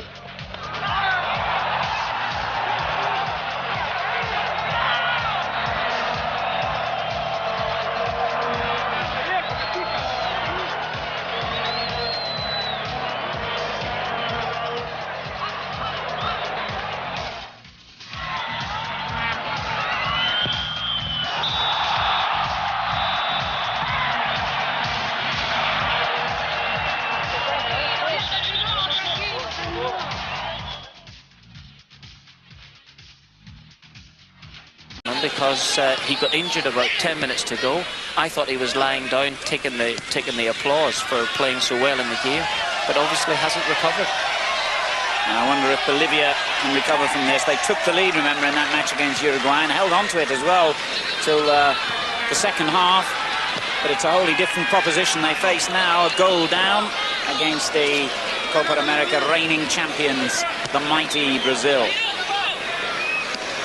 Castillo trying to calm them down. And the experienced captain Melgar in midfield doing the same, but then they give the ball away again, and you can't afford to do that against Brazil too often. Neto with the through ball over the defence, but a bit too deep. Saldias retrieving it and finding Melgar again. Number 16 is Sanchez. Dispossessed, but fouled in the process. It's nice to get a start like that. You're a goal up without really having worked for it. And good skill here by Castillo. Had the ball taken off his toe, though, as he was shaping to shoot, but they have won it back again, now with Borga.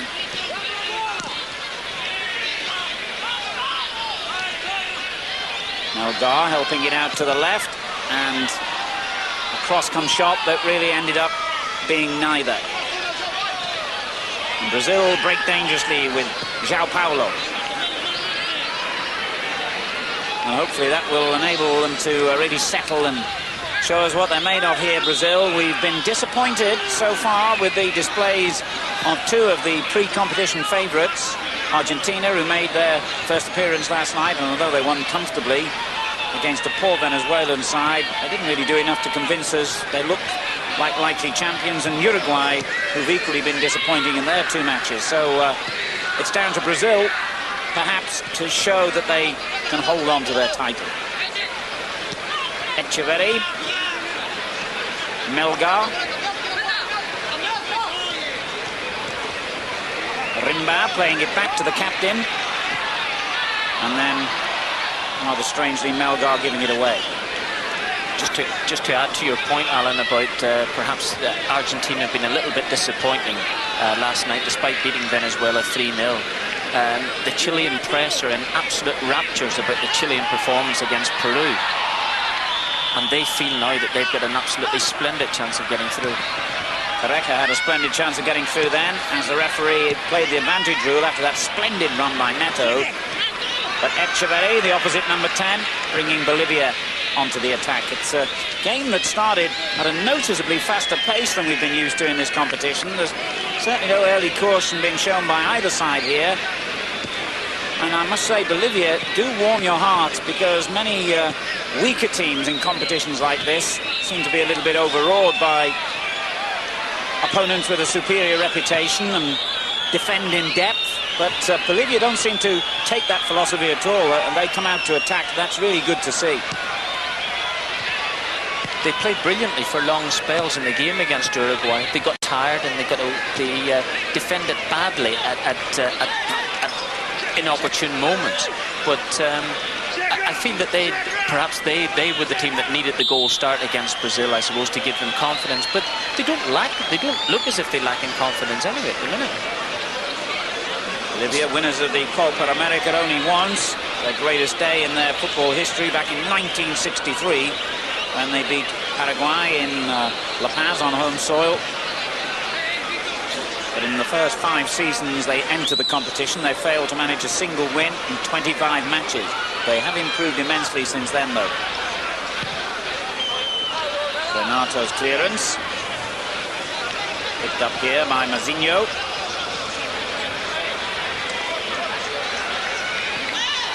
And plenty of bite in the early challenges here. Melgar forcing it through to Castillo.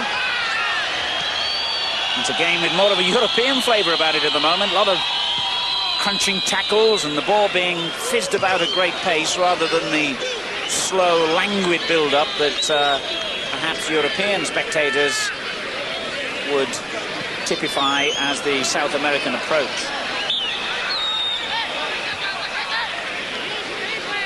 Cool evening, so we haven't got the blazing heat perhaps that many of these players are used to performing in. 11 minutes gone, Brazil leading 1-0.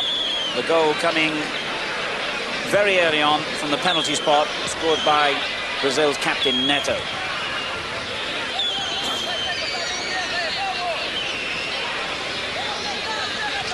Bolivia have settled down well. Sorry, Martin, I was going to say since then.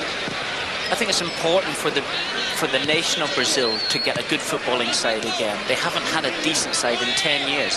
I happen to believe that the '82 World Cup was the best side that they had since 1970, and they were desperately unlucky to lose to Italy in the quarter-finals in Spain. But since that, they've had a mediocre side. They've always been strong, but there's been no real genuine flair in the team. Perhaps maybe this might be the turning point for the next 3 or 4 years for them. This is Mazinho for Brazil. Plays his football like many of this squad in the Italian league, for Lecce in his case.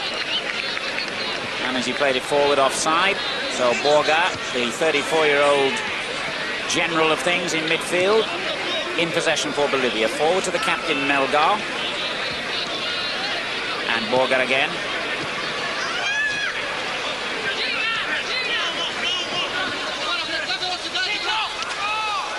As you were saying, Brazil haven't had a really successful national team for a long time now. And by all accounts, the domestic league is in a state of disarray. They need the encouragement of a good Copa America here. Castillo rolling in apparent agony after that challenge, which has produced a yellow card. The first of the game. Castillo already with a huge bandage around his thigh. And let's see if perhaps the injury and the tackle was quite as bad as he made it appear. Zinho was the culprit.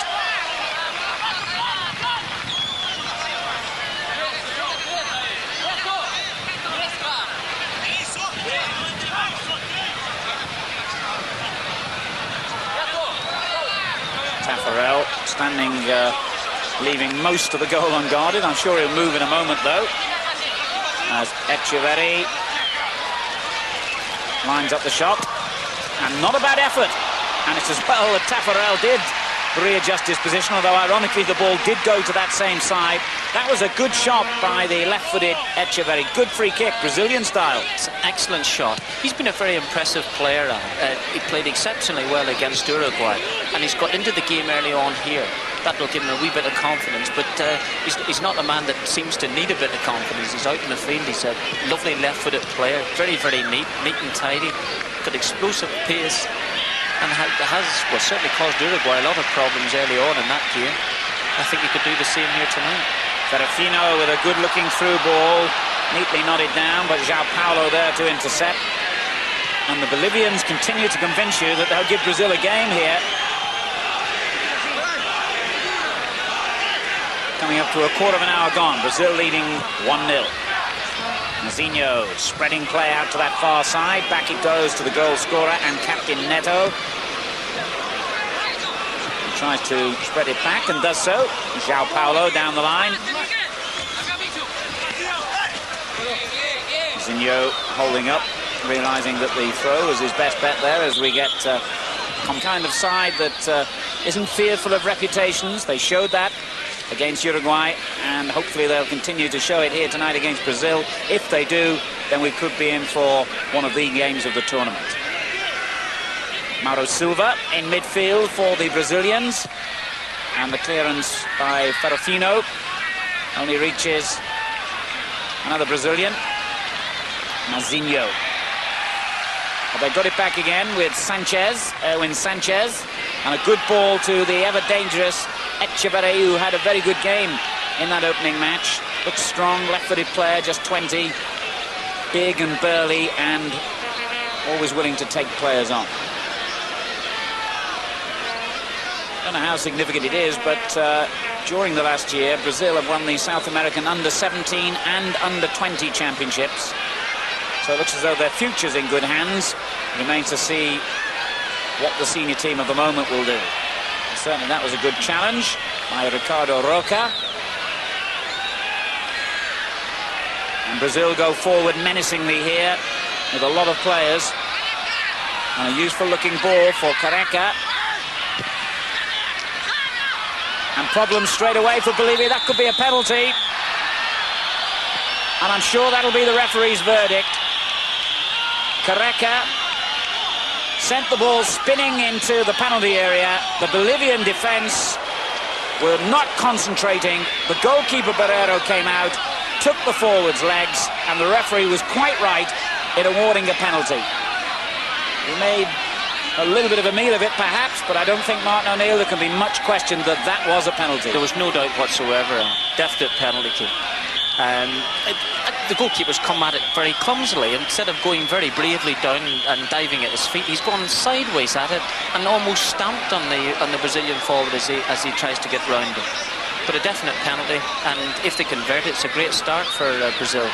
Less than 2 minutes gone, in fact, when the referee's whistle sounded. Barrero, who's only come into the side tonight, he replaced Aragon, who had a very good game against Uruguay, was injured, though, in that game. And those two had been vying for first choice, but what an awful start for Barrero, making that unnecessary challenge, although he may feel that a goal would have resulted anyway. And it looks like Neto, the man who's really in form, scoring goals regularly, 4 in his last 3 internationals, to face Barrero from the penalty spot.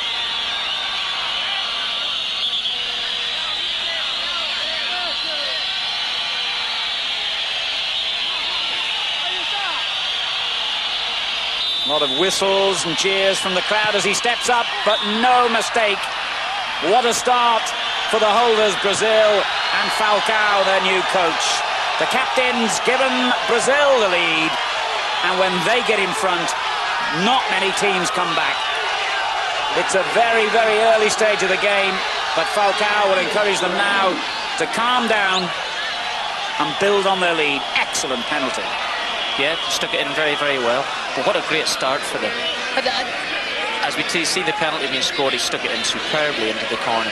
But it was a dilemma for the goalkeeper. It's one of those situations, Alan, where when he's made his mind up to come, I think he's got to come the whole way, but come bravely. As I say, don't dive in with your feet. Having said that, just clear. Having said that, it's a situation when he's made his ground towards the forward. I think perhaps he could have just held up, and he made the forward's mind up for him and just hold up there, because the forward still had to go round him at the end of the day, and there was a possibility of 1 or 2 Bolivian defenders getting back onto the goal line. But disappointing start, as you say, for Barrera, because Aragon, who started the competition as second choice, was pushed in, obviously, for perhaps maybe Barrera's lack of form. I'm not terribly sure. But Aragon was simply superb against Uruguay. And I think I was a little bit harsh on the table with Colombia. Now we have coming up for you, right after a break, the entrance of the defending champions, Brazil and Bolivia. And there's always a tightening in the stomach and a certain expectation when the name Brazil comes up on the caption. Live commentary with Alan Parry and Martin O'Neill. Right up. Welcome to the Sausalito Stadium here in Viña del Mar on the coast. And we're looking forward to the first appearance this particular competition of the holders, Brazil. Great excitement about this new look Brazilian team as we look again at the geographical location of tonight's game. Just north of Valparaiso and about an hour-and-a-half drive from Santiago.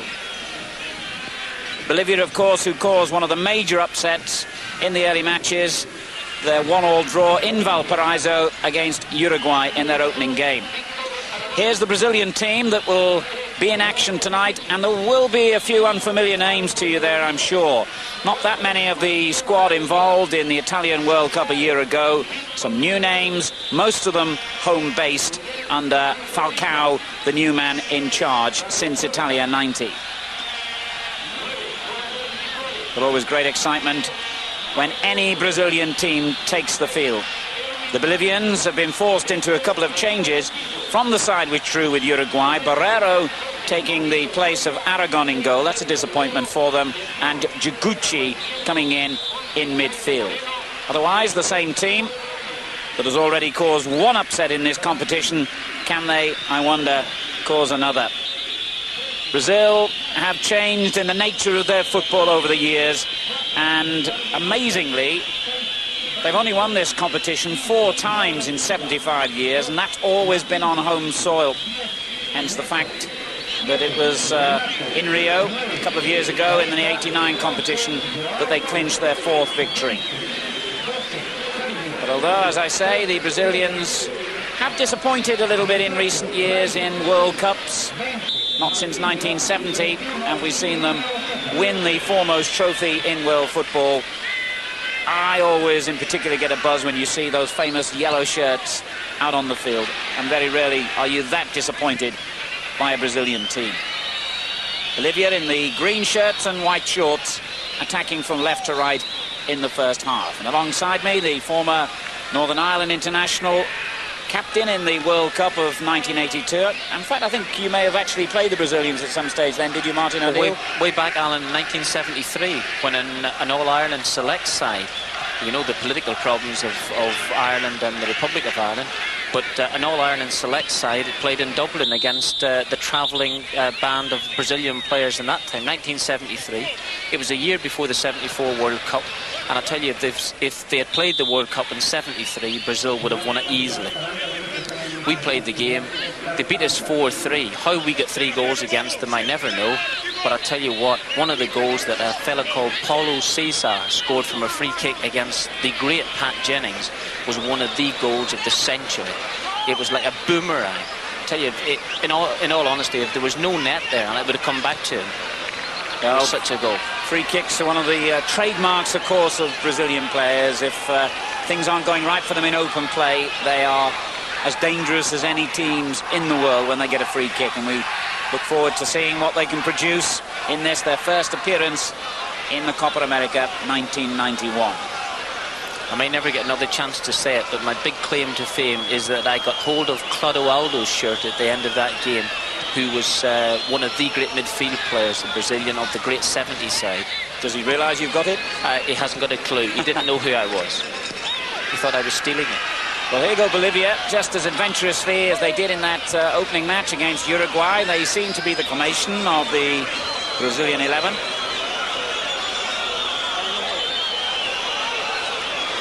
The Careca concern, incidentally, is not the more famous of the 3 Carecas. In fact, they've all won international honours for Brazil.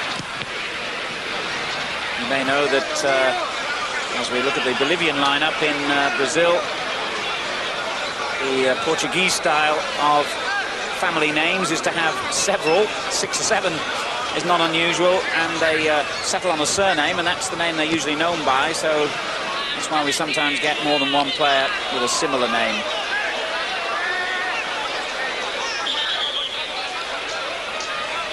Branco is only one of those, as far as I know. One of the most, in fact, the most experienced player in the Brazilian squad with over 40 caps. He's got a murderous free kick as well. And a murderous little challenge then on João Paulo from Rimba. Another player who's got a reputation for free kicks, João Paulo, and another who plays in Italy for Bari in his case. Mazinho. And they do like to get width into their play as often as they can, the Brazilians.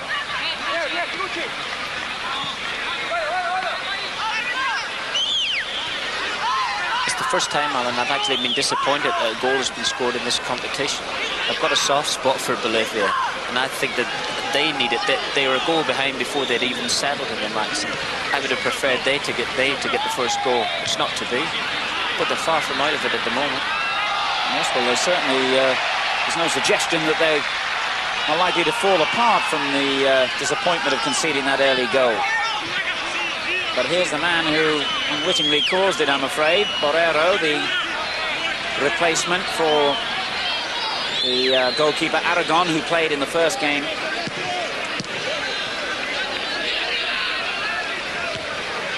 Chivetti winning the header, but no support. Mazinho. And he ran into a good position to get it back. Sal Diaz came in with the challenge. Brazil's throw.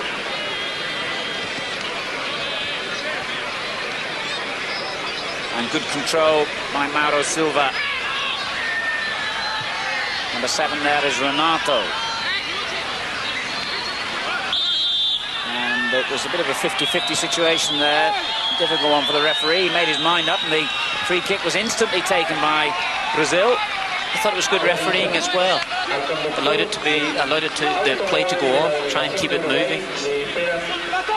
Despite the fact that the free kick itself wasn't all that accurate.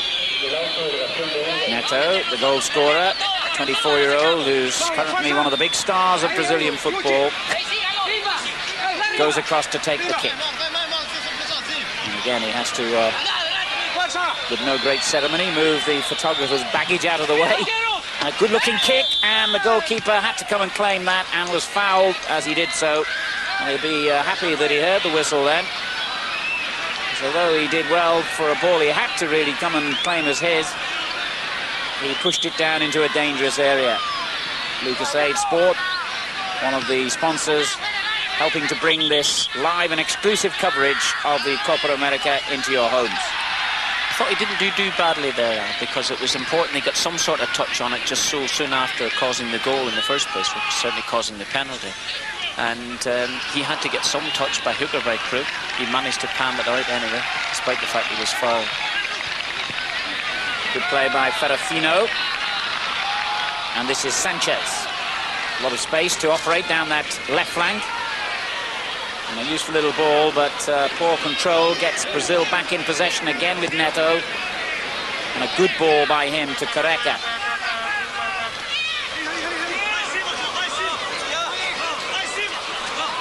João Paulo just showing the ball to the defender.